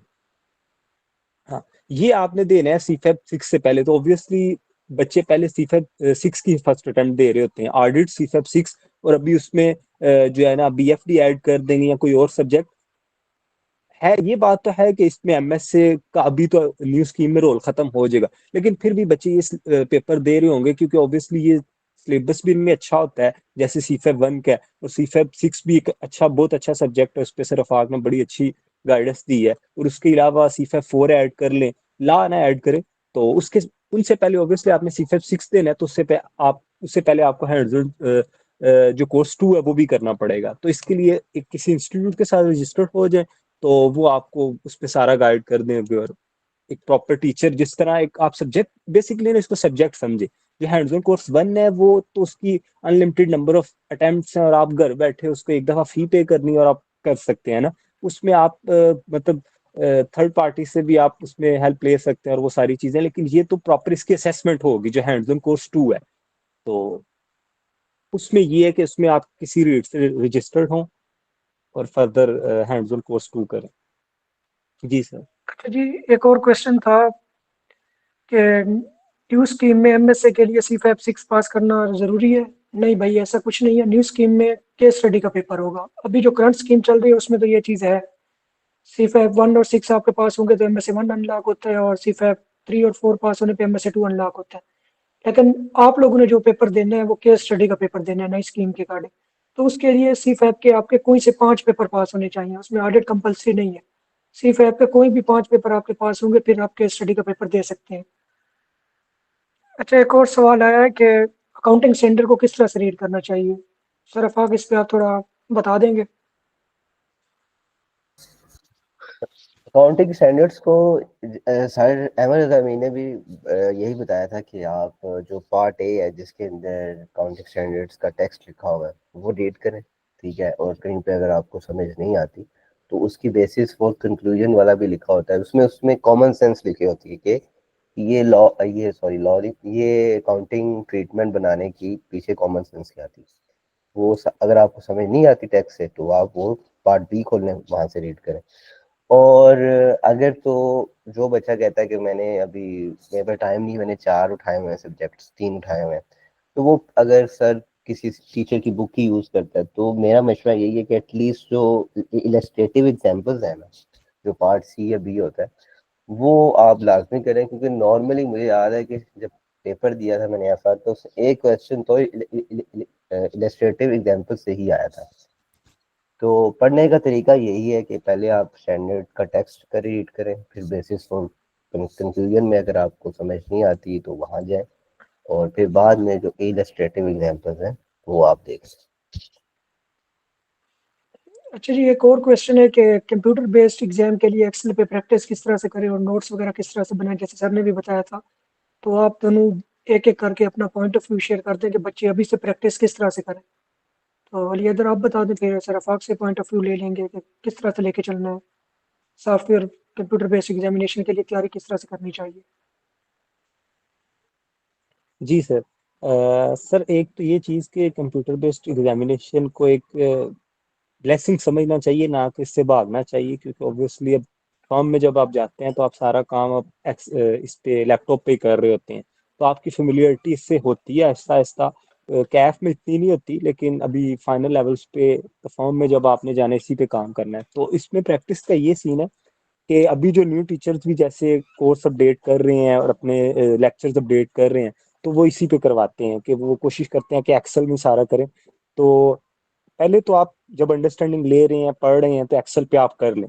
लेकिन जिस तरह आपकी फेमिलियरिटी बढ़ी एक्सेल के साथ, कोशिश करें कि आईकैप की वेबसाइट पे एक तो होगा प्रैक्टिस क्वेश्चन, प्रैक्टिस किट होगी इसकी ना, कि कंप्यूटर बेस्ड एग्जाम की, तो आप उस पर ही प्रैक्टिस करें, उसको डाउनलोड करें। क्योंकि जो आपकी कंप्यूटर बेस्ड है वो एक्सेल की तरह नहीं है, एक्सेल की तरह है लेकिन वो एक्सेल नहीं है, सॉरी, उसमें एक स्प्रेडशीट है, उसमें कुछ फीचर्स नहीं है। तो वो आप अभी से उसकी फेमिलियरिटी इस तरह बना सकते हैं कि आईकैप की वेबसाइट पे, अपने पोर्टल पे वो फ्री पड़ा होगा एक प्रैक्टिस टेस्ट के नाम से, उसको डाउनलोड करें। उसमें आईकैप ने बताया किस तरह उसको स्टार्ट करना है, और उसमें टाइमर भी होता है, क्वेश्चंस भी हैं, पास पेपर्स भी हैं। तो मैं कहता हूँ पहले एक बेसिक अंडरस्टैंडिंग ले लें, एक्सेल पे पहले करें, उसके बाद जिस तरह टाइम प्रोग्रेस करे, 2-4 माह बाद आप आहिस्ता आहिस्ता एक एक रोज का 2-2 क्वेश्चन उस पर करें। इस तरह के जिस तरह हम पहले कैफ में अपने हैंड रिटन नोट्स बनाते थे, तो आप वो नोट्स एक्सेल में बना ले। और अगर आप प्रैक्टिस करते थे कॉपी पे, रजिस्टर पे, तो अभी आप उसको ले आए जो आई कैप का अपना सॉफ्टवेयर है। तो इसमें ये है जो एक बेसिक इस पे गाइडलाइन। जी सर आफाक, आप इस पे कुछ अपना पॉइंट ऑफ व्यू शेयर कर दें। इससे पॉइंट ऑफ व्यू वही है जो अली अदर ने कहा है। इस पे जो आपने नोट्स बनाने हैं, पहले जो कॉपी पे बनाते थे वो आप एक्सेल में बना लिया करें। दूसरा मेरा सा थोड़ा सा डिफरेंट पॉइंट ऑफ व्यू है कि अगर आप जो भी प्रैक्टिस करनी है ना, वो आप आज से ही, जब अगर आपने स्टडी स्टार्ट की तो आई कैप का सॉफ्टवेयर यूज करें, ठीक है। आप पहले एक्सेल पे करेंगे, फिर आपको पता कि माइंड में पॉइंट रहेगा कि अच्छा मैंने अभी आई कैप पे करनी है प्रैक्टिस, तो वो एक अलग कोई शी टेंशन बंदे को रहती है। तो अभी अभी से स्टार्ट कर दे, 4-5 दफा करेंगे, और कोई मतलब कि इसमें बेशक वो एक्सेल से डिफरेंट है, लेकिन हमने मतलब इतना कोई वो मुश्किल नहीं है। 4-5 दफा आप करेंगे तो आपका इशू हल हो जाएगा, फिर बाद में कोई टेंशन नहीं रहेगी, फिर आपका हाथ भी हो जाएगा, एक दफा सेट हो जाएगा। अच्छा आफाक, एक और क्वेश्चन है कि अभी से अगर एक स्टूडेंट 3 पेपर स्टार्ट करता है तो उसको तीनों इकट्ठे लेक्चर लेने चाहिए या पहले 2 पढ़े, 1 पढ़े, किस तरह से चले? अगर फर्स्ट अटेम्प्ट की प्लानिंग बता दें, जिसकी 1 साल बाद अटेम्प्ट है उसके लिए भी और जिसकी 1.5 साल बाद अटेम्प्ट है उसके लिए भी। अच्छा, एक साल जो जिसकी 1 साल अटेम्प्ट है उसके लिए तो देख लें कि अगर, क्योंकि 3 अगर सब्जेक्ट्स हैं, अगर फॉर एग्जाम्पल मैं एज्यूम कर रहा हूँ accounting, BFT and audit.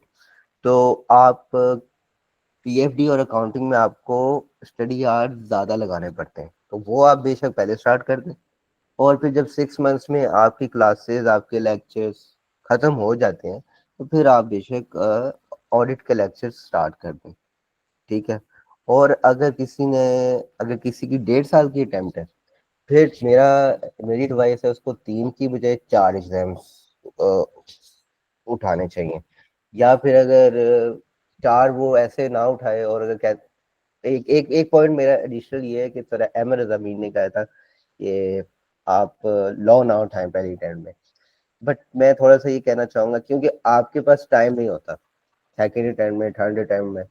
Sir ने कहा था कि बेशक आपके पास दूसरे सब्जेक्ट्स का सिलेबस छोटा है, बट जिस तरह आपको पहली अटेम्प्ट में अगर 1 साल मिलेगा या 1.5 साल मिलेगा, तो वो बहुत ही गोल्डन चांस है आपका लॉ का पेपर पास करने का। क्योंकि मैंने लॉ दिया था लास्ट अटेम्प्ट में, मेरे सितंबर में आर्टिकल्स खत्म हो गए थे, मेरे पास 2 मंथ्स थे, तो मेरे पास अच्छा खासा टाइम था लॉ पढ़ने का। अब हो सकता है आपके पास इस तरह मतलब कि गैप ना मिले आपको। तो मेरी एडवाइस ये है कि लॉ, अगर आपके पास 1.5 साल की टाइम है, तो आप लॉ उठा लें, अकाउंटिंग उठा लें, और साथ में ऑडिट उठा लें। अगर लॉ पेपर पास हो जाता है तो बहुत अच्छी बात है। और जो इस तरह ना करें कि पहले आप अकाउंटिंग के लेक्चर लें, फिर आप ऑडिट के, फिर खत्म हो फिर ऑडिट के करें, फिर आप, क्योंकि इस तरह ना वो मगर इतना ज्यादा चीजें आपको भूल भी जाएंगी। 2 स्टार्ट करें, ठीक है, जब 2 खत्म हो जाए, तो जब ऑडिट स्टार्ट करेंगे तो वो साथ साथ फिर आप रिवाइज, उसकी रिवीजन भी स्टार्ट हो जाएगी। जी। अच्छा, अली हैदर से मेरा सवाल है कि आपने माशाल्लाह 3 अटेम्प्ट में अपना सीए फाइनल के 8 एग्जाम पास किए थे। तो आप अपनी स्ट्रेटजी शेयर कर सकते हैं कि आप फर्म को और सीए फाइनल की क्लासेस को किस तरह से मैनेज कर रहे थे? मतलब आपको कोई मुश्किल पेश आती थी, उसको कैसे डील करते थे और अपने लेक्चर वगैरह कैसे कंप्लीट किए थे? क्योंकि आपको पता है, अभी बच्चों को तो नहीं आइडिया होगा कि फर्म की टफ रूटीन के साथ ये मैनेज करना थोड़ा डिफिकल्ट होता है। लेकिन अगर आप अपनी स्ट्रेटजी शेयर कर दें तो दूसरों के लिए आसानी हो जाएगी। जी सर। सर इसमें दो चार पॉइंट्स हैं जो बेसिक जिन पे फोकस करना है। एक तो ये कि फर्स्ट अटेम्प्ट जो है ना वो क्रूशियल है, उसको अच्छे से यूटिलाइज करना है। उसमें मिनिमम आपने 3 पेपर तो उसमें पास करने ही करने हैं। ठीक है, तो अभी जैसे न्यू स्कीम में भी आए तो अभी टोटल पेपर जो 8 से अभी 7 हो गए। तो अगर आप 3 इसमें कर लेते हैं, फिर आगे अगर आप 3 कर लेते हैं और एक एंड पे आपके पास सिर्फ पेपर बच जाता है, तो ये स्ट्रैटेजी पहले आप क्लियर कर लें तो इंशाल्लाह 3 अटेम्प्ट में हो जाता है। उसके बाद आप ये देखिए कि फर्स्ट अटेम्प्ट जो इस वजह से क्रूशियल भी है कि फर्स्ट अटेम्प्ट में आप जूनियर होते हैं, तो आप पे इतना बर्डन उस तरह नहीं होता है काम का ना। तो आप इसको अच्छे तरीके से आप लेक्चर कवर करें, रिवाइज करें, टेस्ट दें, तो इंशाल्लाह आप इसकी तैयारी कर सकते हैं 3 पेपर्स की, अगर आपके पास 1 साल भी है प्लस एक हैंड्स ऑन कोर्स की भी। उसके बाद ये है कि अगर देखें उसके बाद फिर ये है कि आपका 3.5 साल में आपके पास अच्छी अटेम्प्ट्स बन जाती हैं, 4 से 5, 5 अभी अटेम्प्ट्स बन जाती हैं। उसमें ये देखिए कि आपका पूरा सीजन एक टाइम होता है आपके सीजन का, वो ऑब्वियसली बिजी होता है, तो फर्म की भी कमिटमेंट्स होती हैं, उनको भी देखना पड़ता है। लेकिन हर हर टाइम यही नहीं होता, कई कुछ सीजन में आपके पास कुछ क्लाइंट्स होते हैं कि उन पे लेट शीटिंग करनी है, कुछ पे नहीं करनी। आप बस ये देखें जब भी आपको टाइम मिले आपने पढ़ना है और आपने फोकस करना है। आपने ये नहीं करना कि अच्छा अभी मैं इसे डिले कर देता हूँ तब पढ़ लूंगा। तो एक तो हर रोज पढ़े, उसके बाद ये चीज है कि वीकेंड्स को अच्छी तरह यूटिलाइज करें। अगर आप वीकेंड्स को अच्छी तरह आप उस पर रिवीजन कर रहे हैं, पढ़ रहे हैं, तो मेरा ख्याल है कि ये कोई भी बच्चा जो कंसिस्टेंट है, मेहनत कर रहा है सही डायरेक्शन में, तो इंशाल्लाह वो इसे कर लेगा। जी सर। अच्छा, आफाक से मेरा सवाल है कि आपकी क्या स्ट्रेटजी थी?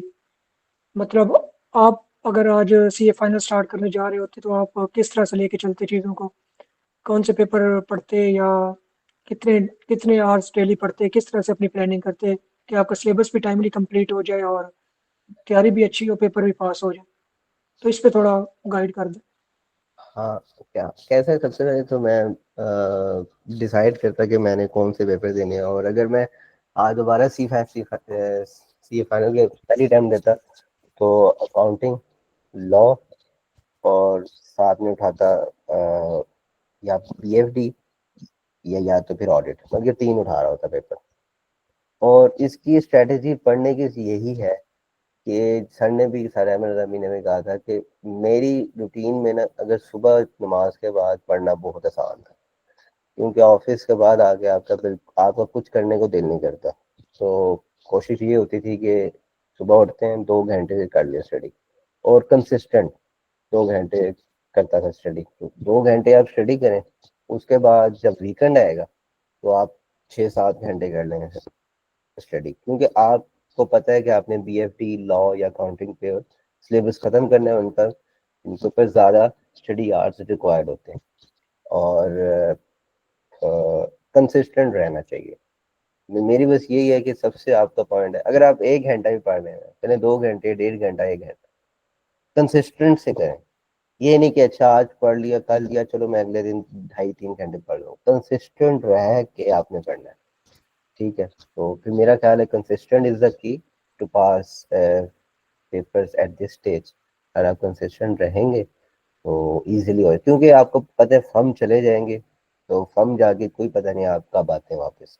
8 बजे अच्छी फम 5-6 बजे छोड़ देती हैं, और ज़्यादा अच्छी फम फिर 7-8 बजे छोड़ती हैं। तो फिर 7-8 बजे आके 9 बजे अगर आप घर आते तो उस टाइम पढ़ना थोड़ा सा मुश्किल हो जाता है। तो सुबह सुबह स्टडी करें, एक अच्छा प्लान बनाएं, और बस यही है। अच्छा, एक और क्वेश्चन था कि सीए के बाद हम एसीसीए में स्विच करते हैं, तो उसके लिए वही मैं उसको बताना चाहूँगा। किसी ने क्वेश्चन पूछा है कि सीए स्टार यूट्यूब चैनल पे जाए, उसमें डिटेल वीडियो मैंने बना के अपलोड कर दी है। उसमें जितनी भी स्टूडेंट की कन्फ्यूजन होती है, रजिस्ट्रेशन कैसे करानी है, एग्जामेशन कितनी मिलेंगी, सीए छोड़ के एसीसीए की तरफ जाना चाहिए नहीं जाना चाहिए, तो वहाँ सारे डिटेल में आंसर कर दिए, तो आप वो देख सकते हैं, तो आपको आइडिया हो जाएगा। अच्छा, एक और क्वेश्चन था कि अगर हमारे आर्टिकल टेक्स्ट में स्टार्ट हो जाते हैं, तो पहली अटेम्प्ट में टेक्स्ट का पेपर देना कैसा है? तो इस पे अफाक आप बता दें, अगर टेक्स्ट में आपके आर्टिकल हो और पहली अटेम्प्ट में एएफआर बीएफडी के साथ टेक्स्ट दे दें या एएफआर ऑडिट के साथ टेक्स्ट दे दें, तो ये कॉम्बिनेशन कैसा रहेगा? नॉर्मली लोग जो टेक्स्ट में जिनके आर्टिकल स्टार्ट होते हैं वो इसलिए टेक्स्ट स्टडी करते हैं क्योंकि वो एज एप्लीकेशन भी वो अप्लाई कर रहे होते हैं, तो कहते हैं चलें साथ साथ हमें टेक्स्ट का ये चीज़ उनको हेल्प आउट करेगी पेपर पास करने के लिए भी। तो मेरा ख्याल है कोई इशू वाली बात नहीं है, लेकिन टैक्स का सिलेबस छोटा है एज कम्पेयर टू लॉ। मतलब कि अगर किसी की रिप्लेसमेंट में आप उठाएंगे ना, अगर लॉ की जगह आप टैक्स उठाते हैं तो उसका सिलेबस छोटा है, उसके लेक्चर्स भी जल्दी हो जाएंगे, और वो आपका कोर्स रिवीजन सब कुछ जल्दी हो जाएगा। तो फिर मेरा ख्याल है कि दो फिर आप उठा लें सब्जेक्ट्स, टैक्स टैक्स उठा लें, उसके साथ SPM की जगह जो नया पेपर आएगा सस्टेनेबिलिटी, वो उठा लें। बाकी कोई इशू नहीं है, टैक्स आप अगर फर्स्ट अटेम्प्ट में उठा लें तो आई थिंक इट्स अगर आप टैक्स पे आर्टिकल हैं तो जो भी आपको एक्सपीरियंस होगा वो आपको डेफिनेटली हेल्प आउट करेगा पेपर पास करने के लिए। अच्छा, एक और क्वेश्चन आया है कि कंप्यूटर बेस्ड एग्जामिनेशन के लिए हम अपनी एक्सेल स्किल्स कैसे इंप्रूव कर सकते हैं? क्या हमें कहीं से कोर्स करना चाहिए या खुद से प्रैक्टिस करनी चाहिए, या जो यूट्यूब पे मटेरियल अवेलेबल है? तो अली हैदर, आप इस पे क्या बताएंगे? मतलब मुझे तो लगता है कि कोई ज़रूरत नहीं है, आप थोड़ी सी प्रैक्टिस करें, जस्ट राइटिंग की प्रैक्टिस चाहिए सीबी एग्जाम के लिए। वैसे एक्सेल सीखना है तो आप कहीं से भी सीख सकते हैं, लेकिन कंप्यूटर बेस्ड एग्जामिनेशन के लिए स्पेसिफिकली कोई एक्सेल की एक्सपर्टाइज रिक्वायर्ड नहीं है। जो मेन है वो टाइपिंग ही आपकी है। तो अली हैदर, आप इस पे क्या अपना पॉइंट ऑफ व्यू शेयर करेंगे? जी सर, बिल्कुल सही बात आपने की कि इसके लिए कोई एडवांस चीज़ें तो नहीं चाहिए। ये बेसिकली एक्सेल से भी सिंपल है, तो इसका बेस्ट सोल्यूशन यही है कि आप यूट्यूब पे जाएं। अगर आप फर्ज करें अभी भी किसी टीचर के साथ भी नहीं एनरोल, आप यूट्यूब पे सिंपल सर्च करें। जो टीचर्स ने न्यू पेपर करवाए होते हैं ना, वो इसमें कंप्यूटर बेस्ड को मद्देनजर रख के ही करवाए होते हैं। उन्होंने जो पास पेपर्स करवाए होते हैं तो वो पढ़े होते हैं उसके ऊपर। तो आप ये करें, आप वीडियोस देख लो, उस पर टीचर बताता है कि इस तरह कर रहा है, ये कर रहा है। तो सिंपल, बस जिस तरह एक एक्सेल है उससे भी ये सिंपल एक स्प्रेडशीट है। तो अगर आप अभी से भी इस पे स्टार्ट कर लेंगे काम, तो आप फेमिलियर हो जाएंगे with in a few weeks, अगर आप रोज का भी एक एक दो दो क्वेश्चन इस पे करते हैं। तो ये सीन है इस पे ऐसे कोई आपको एक्सपर्टीज नहीं चाहिए या कोई कोर्स नहीं करना पड़ेगा। तो अच्छा, एक और सवाल है कि मतलब अगर हम वैसे कह दें इन जनरल कि कास्ट अकाउंटिंग का जो एडवांस पेपर है सीए फाइनल में, वो बिजनेस फिनांस सीएन है। तो कास्ट में बहुत सारे बच्चों को डिफिकल्टीज पेश आती हैं, पासिंग परसेंटेज भी इतनी अच्छी नहीं होती। तो बीएफडी में भी वैसे ही है। तो बीएफडी में क्या स्ट्रेटजी होनी चाहिए कि आपको समझ भी है, आपसे पास पेपर भी अच्छे से हो जाए और आपका पेपर भी पास हो जाए? आफाक, इस पे आप थोड़ा गाइड कर दें बच्चों को कि बीएफडी को किस तरह से लेके चलना चाहिए। अच्छा, बीएफडी, हाँ, कॉस्ट थोड़ा सा डिफिकल्ट पेपर है एट कैप स्टेज। तो बीएफडी को मैं इस तरह नहीं कहूँगा कि डिफिकल्ट है, क्योंकि आप इसका अगर पासिंग रेट देखें तो वो अच्छा है as compare to other subjects at C five. इसमें स्ट्रेटजी यही होनी चाहिए, इसमें आपको न्यू टॉपिक्स, अगर जिसने एमएफए स्टडी किया है तो उसको आइडिया होगा, जैसे वो आएगा तो उसको पता होगा कुछ सिलेबस का। लेकिन जब हमने किया था तो न्यू टॉपिक्स थे, तो ऑब्वियसली न्यू टॉपिक्स को आपको एक्सेल करने के लिए आपको you need a lot of time. अब कंटेंट तो आप स्टडी कर लोगे जल्दी, ठीक है, लेकिन काउंटिंग में जिस तरह प्रैक्टिस चाहिए, इसी तरह बीएफडी में भी आपको अच्छी खासी चाहिए, ठीक है। आपने प्रैक्टिस करनी है। आपको सर अहमद रज़मी टीचर मतलब कि बीएफडी की प्रैक्टिस बहुत अच्छी करवाते हैं, तो आप लॉट ऑफ चाहिए आपने प्रैक्टिस, क्योंकि अगर आपने अच्छी खासी प्रैक्टिस की होगी पास पेपर्स की, मैंने नॉर्मली यही देखा है कि पास पेपर में वही केस, वही मिलता जुलता केस आ रहा होता है। तो अगर आपने प्रैक्टिस की है, you need to spend a lot of time. अगर आपने प्रैक्टिस पे लगाया है तो फिर मेरा ख्याल है कोई इशू नहीं होगा। तो पीएफडी भी जिस तरह दूसरे पेपर्स होंगे अकाउंटिंग, वो भी उसी तरह आपका स्मूथली पास हो जाएगा। लेकिन अगर आपने प्रैक्टिस नहीं की, जो मैंने देखा है, जिस तरह मेरे दोस्त जिन्होंने प्रैक्टिस की उनका पहली अटेम्प्ट में पास हो गया, मेरा भी फर्स्ट अटेम्प्ट में निकल गया था बीएफडी। तो अगर आप प्रैक्टिस नहीं करेंगे, सिर्फ कंटेंट ही स्टडी किया और आपने हल्की फुल्की प्रैक्टिस की है, तो फिर थोड़ा सा मुश्किल हो जाता है, क्योंकि उसमें बहुत ज़्यादा आपको, मतलब कि ऑब्वियसली उसने हर अटेम्प्ट में थोड़ा बहुत डिफरेंट केस आपसे पूछा होता है। लेकिन अगर आपने मोर देन 5-6 years के प्रैक्टिस किए हैं ना क्वेश्चंस, तो वो आप इजीली कर लेते हो हैंडल। तो बस मेरा ख्याल है यही थी बात। ठीक हो गया, थैंक यू। अच्छा, अली हैदर से सवाल था कि अगर एफआर का सिलेबस 6-7 महीने पहले अगर हमारा ख़त्म हो जाता है तो फिर हमारी रिवीजन स्ट्रेटजी क्या होनी चाहिए अटेम्प्ट तक? जी सर। सर इसमें आई एम अज्यूमिंग कि बच्चा जो है ना वो एटलीस्ट 3 पेपर लेके चल रहा है, तो बाकी पेपर्स पे भी फिर साथ साथ फोकस करे, लेकिन प्योरली फिर एएफआर के लिए उसने टाइम निकालना है। अब हमारे पास 6 से 7 में है, तो आपने करना ये है कि आपने हर रोज उस पे ये देखिए कि चीजों को ना मास्टर करना है। फिर ये मैंने पहले भी बताया कि ये चीजें हैं कि कंसोलिडेशन और IFRS 9 जी आपका तकरीबन आधा पेपर, आधे से भी ज्यादा 50-60% आपका पेपर इन्हीं एरियाज में से आना है, IFRS 9 के जितने स्टैंडर्ड है और कंसोलिडेशन पे, तो इनकी तो आपको फुल ग्रिप होनी चाहिए। फिर आपने माशाल्लाह इतनी जल्दी अगर सिलेबस खत्म कर लिया, तो फिर दूसरी जो अदर्स है, ये छोटी छोटी जिन स्टैंडर्ड्स हैं जिनमें से 5-10 नंबर भी एक्सपेक्टेड है, आपने उनको भी नहीं छोड़ना है। आपने बच्चे, मैंने देखा है कि IS 12 जो है इनकम टैक्स का, जो इसमें डेफर टैक्स है, वो उसको बहुत ज्यादा बच्चे इग्नोर करते हैं और उसमें हर दूसरे टर्म में सवाल आया होता है, क्योंकि वो जरा ट्रिकी सा एरिया, ट्रिकी सा स्टैंडर्ड है, तो उसको पढ़ें। तो इस तरह आप प्रैक्टिस करते रहे, आप स्टडी करते रहे, रिवाइज करते रहे। बेसिकली देखिए, आपने अभी पूरे सिलेबस का ओवरव्यू ले लिया, आपने लेक्चर्स ले लिए, अभी आपने क्या करनी है, टारगेटेड आपने फोकस करने हैं क्वेश्चंस पे।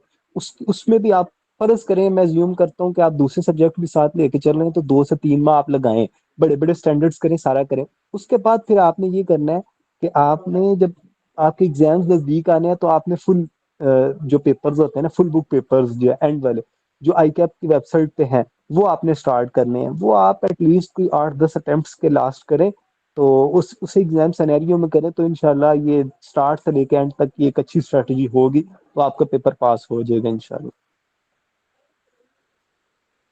अच्छा जी, एक और क्वेश्चन है कि कॉर्पोरेट लॉ के लिए टीचर सजेस्ट कर दें। तो हम तीनों ने तो एक ही टीचर से पढ़ा था, सर इब्राहिम से। तो आप सर इब्राहिम से ट्राई लेके पढ़ सकते हैं। उसके अलावा आफाक, आप कहना चाह रहे थे, आप क्या सजेस्ट करेंगे? कॉर्पोरेट लॉ के लिए बेस्ट टीचर कौन रहेगा? नहीं, मैंने वही रिपीट किया जो आपने कहा ना, सर इब्राहिम, तो सेम है। हाँ, इसके अलावा जो मतलब मार्केट में अच्छे टीचर है ना, दो और हैं जिनका पॉजिटिव फीडबैक है। सरफाद नईम है, वो बहुत अच्छा पढ़ाते हैं।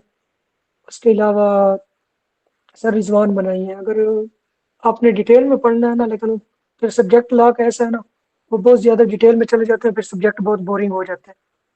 तो ये थोड़ा सा होता है। बस जो टू द पॉइंट और शॉर्टकट करके पढ़ाते हैं ना, सरफाद नईम पैक के हैं और सर इब्राहिम एक स्कूल ऑफ फिनांस के हैं।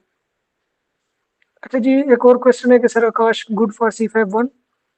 सर आकाश मेरे ख्याल से कंप्लीट सिलेबस नहीं पढ़ाते C5-1 का। सर अहमद ज़मीर पढ़ाते हैं, तो उनको असिस्ट करते हैं। तो जो आप सर अहमद ज़मीर का पोर्टल लेंगे ना, तो उसी में सर आकाश के जो भी टॉपिक होंगे ना, वो आपको वैसे ही मिल जाएंगे। तो मेरे ख्याल से वो कंसल्टेशन पढ़ाते हैं और स्पेशलाइज्ड एरिया पढ़ाते हैं, तो वो आपको फ्री एसेस मिल जाएगी उनकी। तो दोनों दोनों में से किसी से भी पढ़ सकते हैं। सर क्या कहते हैं, आकाश भी अच्छा पढ़ाते हैं। अच्छा, टैक्स के लिए बात कर लेते हैं। अली अदर टैक्स का क्या कहते हैं, कब वो तो हम हमारी बात होगी कि फर्स्ट टर्म में करना चाहिए या नहीं करना चाहिए। टैक्स के लिए टीचर वगैरह अगर आप रिकमेंड करना चाहें तो किसको रिकमेंड करेंगे?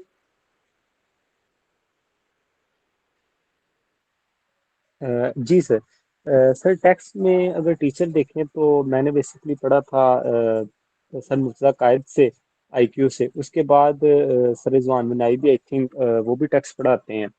तो सर बिलाल अजहर हैं, बहुत मशहूर पैक के हैं, तो वो भी टैक्स पढ़ाते हैं। ये दो तीन टीचर ही हैं। तो इसमें आप देखें इन दो तीन टीचर्स में भी ना, आपने अगर सेलेक्ट कर रहे हैं ना, तो क्राइटेरिया वही है कि आप इनके लेक्चर्स ले लें, लेक्चर इनके डेमो लेक्चर ले लें, आपको पता लग जाएगा कि हाँ कौन सा टीचर आपके लिए सूटेबल है। तो उस टीचर को सिलेक्ट कर लें। बाकी टैक्स कोई इतना लेंथी सब्जेक्ट भी नहीं है, ठीक है, और बहुत मुश्किल भी नहीं है, क्लास से ये इजी सब्जेक्ट है। तो आप जिस तरह सरफाज ने बताया, अगर आपके आर्टिकल्स उसमें टैक्स में है तो पहले टर्म में भी ले सकते हैं, क्योंकि अभी किसी पे एमएस से तो डिपेंडेंट नहीं है। तो उसके अलावा दूसरे टर्म में भी कर लें अगर, तो इसमें मेजर पोर्शन इनकम टैक्स का है। उसके अलावा सेल टैक्स, एफईडी और थोड़ा सा एथिक्स का पोर्शन है। तो ये हो जाता है, ये इजीली इसको पढ़ें, इसकी प्रैक्टिस करें क्वेश्चंस की, तो इजीली टैक्स पास हो जाएगा इंशाल्लाह। अच्छा, एक और क्वेश्चन है कि सर यासिर रियाज C5-1 के लिए कैसे टीचर है?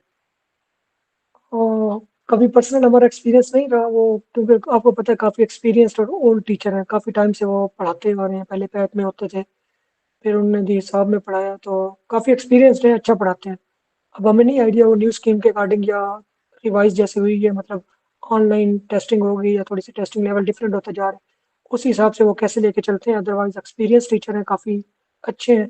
आप उनके ट्रायल लेक्चर ले लें, अभी मेरे ख्याल से स्कैन्स में होते हैं, तो स्कैन्स के यूट्यूब चैनल पे जाएं, वहाँ आपको ट्रायल लेक्चर मिल जाएंगे। तो वहाँ से आप देख के अंदाज़ा लगा सकते हैं कि किस तरह से पढ़ाते हैं वो। आपको उनकी समझ आती है तो आपके लिए बेस्ट है, नहीं आती तो किसी और से पढ़ लें। अच्छा जी, किसी और का कोई क्वेश्चन है तो आप पूछ सकते हैं। अभी माइक भी ऑन कर सकते हैं या इधर चैट में मैसेज भी कर सकते हैं, तो हम रिस्पॉन्ड करने के लिए बैठे हैं।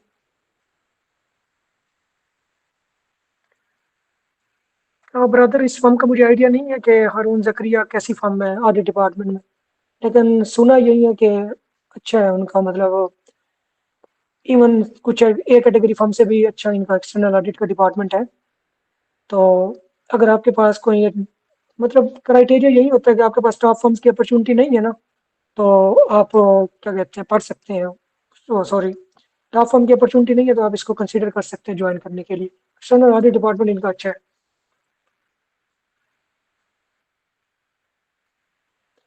यार मोस्टली टीचर, जैसे सर अहमद ज़मीर ने भी बताया है कि लेक्चर ओल्ड ही होते हैं, उनको अपडेट नहीं करते, क्योंकि जहाँ तक सिलेबस सेम होना तो टीचर अपलोड नहीं करते, क्योंकि एक ही चीज़ बार बार वो कितनी दफ़ा पढ़ा सकते हैं। हाँ, ये है कि उसके अपडेटेड पास पेपर डाल देते हैं। जैसे एक क्वेश्चन आया कि सर रिजवान बनाई के लेक्चर बहुत ओल्ड है, तो आप ले सकते हैं। C5-2 में कोई मतलब चेंजेस नहीं है।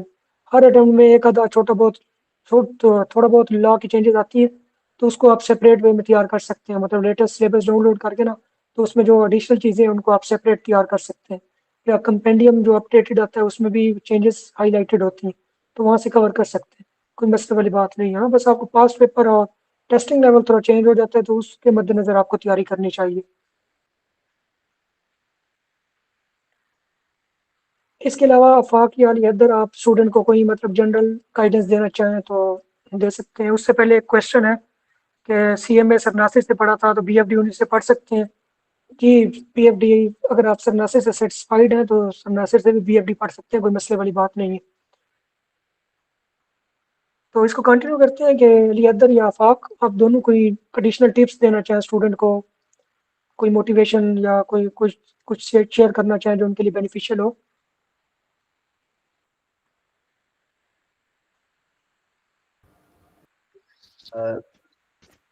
एडिशनल यही है कि आपने कैफ कर लिया, एक अचीवमेंट है। तो अभी लेकिन जो रियल आपने गोल है आपका, वो सीए पास करना है। तो मुझे याद है हमारा एएफसी में सर होते थे टीचर, सर दाऊद शायद, वो कहते थे कि ये जो आपका मेन पॉइंट, मेन गोल होता है ना, जब भी आप सीए में स्टक हो तो वो मेन गोल याद कर लें। तो मैं आपको ये एडवाइस करूंगा कि आपका जो भी गोल है जिसकी वजह से आप सीए में आए हैं, आपने वो ही अपने जहन में रखना है और कंसिस्टेंट रह के स्टडी करनी है। अगर आप कंसिस्टेंट रह के स्टडी करेंगे, यू हैव टू, मतलब कि आपको एक रूटीन बनानी पड़ेगी। आपको अपने दोस्तों के साथ थोड़ा सा टाइम, मतलब कि वीकेंड्स पे ही, मतलब कि रोज वीक डेज में नहीं, और समटाइम आपको शादियां भी स्किप करनी पड़ेंगी। तो क्योंकि अगर आप एक गोल की तरफ गामजन है, अगर आपने गोल अचीव करना है, तो डिस्ट्रैक्शंस को आपने साइड पे कर देना है। डिस्ट्रैक्शन साइड पे नहीं करेंगे, सब कुछ लेके चलेंगे, तो फिर वो सब्जी मंडी तरह का ना सीन हो जाएगा। तो एडवाइस आपको यही है, कंसिस्टेंट रह के स्टडी करें। मेरे जितने भी दोस्त हैं, कैसर है, अली हैदर है, जो जिन लोगों ने कंसिस्टेंट रह के स्टडी की है ना, वो उन्होंने फर्स्ट अटेम्प्ट में पेपर्स निकाले हैं और अच्छे टाइम में सीए पास कर लिए। और अगर आप थोड़ा सा शादियों पे फोकस करेंगे, दोस्तों के साथ उठना बैठना ज़्यादा होगा और मूवीज़ पे ज़्यादा फोकस होगा, तो फिर थोड़ा सा मुश्किल हो जाता है कि आपको विद इन आर्टिकल्स या अच्छे टाइम में सीए पास करना। मेरी यही एडवाइस है, कंसिस्टेंट रहें। इंशाल्लाह आपके जो आपके अम्मी अब्बू, आप उम्मीदें होंगी उनको आपसे, तो वो दुआएं भी करते हैं, तो कंसिस्टेंट रहें और इंशाल्लाह आपका सी हो जाएगा। अच्छा, एक क्वेश्चन रिपीट हुआ है, उसको मैं दोबारा से आंसर कर देता हूँ कि फर्स्ट अटेम्प्ट में कौन से पेपर रखने चाहिए। पहली बात तो अभी न्यू स्कीम में ना आप लोगों ने जितने भी अपेयर होंगे न्यू स्कीम में ही होंगे, तो आपके लिए पेपर कम्बिनेशन कोई मैटर नहीं करता, आप जिस मर्जी सीक्वेंस से करना चाहें तो कर सकते हैं। हाँ, बाकी ये है कि जो रिकमेंडेड है, आप टैक्स में आपके आर्टिकल है तो F R B F D और टैक्स पढ़ सकते हैं, otherwise F R B F D और ऑडिट, ये 3 सब्जेक्ट पहली अटेम्प्ट के लिए आप चूज कर सकते हैं। लेकिन ऑडिट के लिए वहीं पहले रिस्ट्रिक्शन है, आपको हैंड ऑन कोर्स पास करना पड़ेगा। अगर हैंड ऑन कोर्स आप अभी नहीं देना चाहते तो फिर आप A F R B F D और सस्टेनेबिलिटी का जब न्यू पेपर आएगा तो उसको पढ़ सकते हैं। तो अभी F R B F D start कर लें और उसके बाद क्या कहते हैं सस्टेनेबिलिटी का, तब तक सिलेबस भी आ जाएगा, टीचर पढ़ाना भी स्टार्ट कर देंगे, तब वो उसको ऐड कर सकते हैं। इसके अलावा किसी का क्वेश्चन है तो पूछ सकते हैं, अदरवाइज मीटिंग का टाइम खत्म होने वाले, हम इसको इधर कंक्लूड करते हैं। Thank you everyone for joining अस। आपकी किसी भी टाइम कोई भी क्यूरी हो, आप हमारे व्हाट्सएप ग्रुप ज्वाइन करके डिस्कस कर सकते हैं। कोई भी क्यूरी हो, मैं हूँ उसमें, अली हैदर है, आफाक भी है, तो आपको रिस्पॉन्ड करने के लिए हम इंशाल्लाह अवेलेबल होंगे।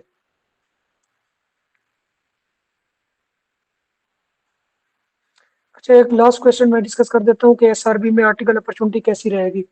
भाई देखें, जितनी भी रेगुलेटरी बॉडी होती है ना, उनमें आर्टिकल अपॉर्चुनिटी बहुत अच्छी है। अगर आप पाकिस्तान में रहना चाहते हैं और टैक्सेशन में अपना कैरियर बनाना चाहते हैं तो एसआरबी एक आपके लिए बेहतरीन अपॉर्चुनिटी हो सकती है। तो आपके पास टॉप 6 फॉर्म का ऑप्शन नहीं है तो आप फिर एसआरबी को कंसीडर कर सकते हैं। स्टाइपेंड भी अच्छा देंगे और साथ में बाद में आपको अपॉर्चुनिटी भी होगी कि रिटेन भी कर सकते हैं। थैंक यू एवरीवन, अल्लाह हाफिज़।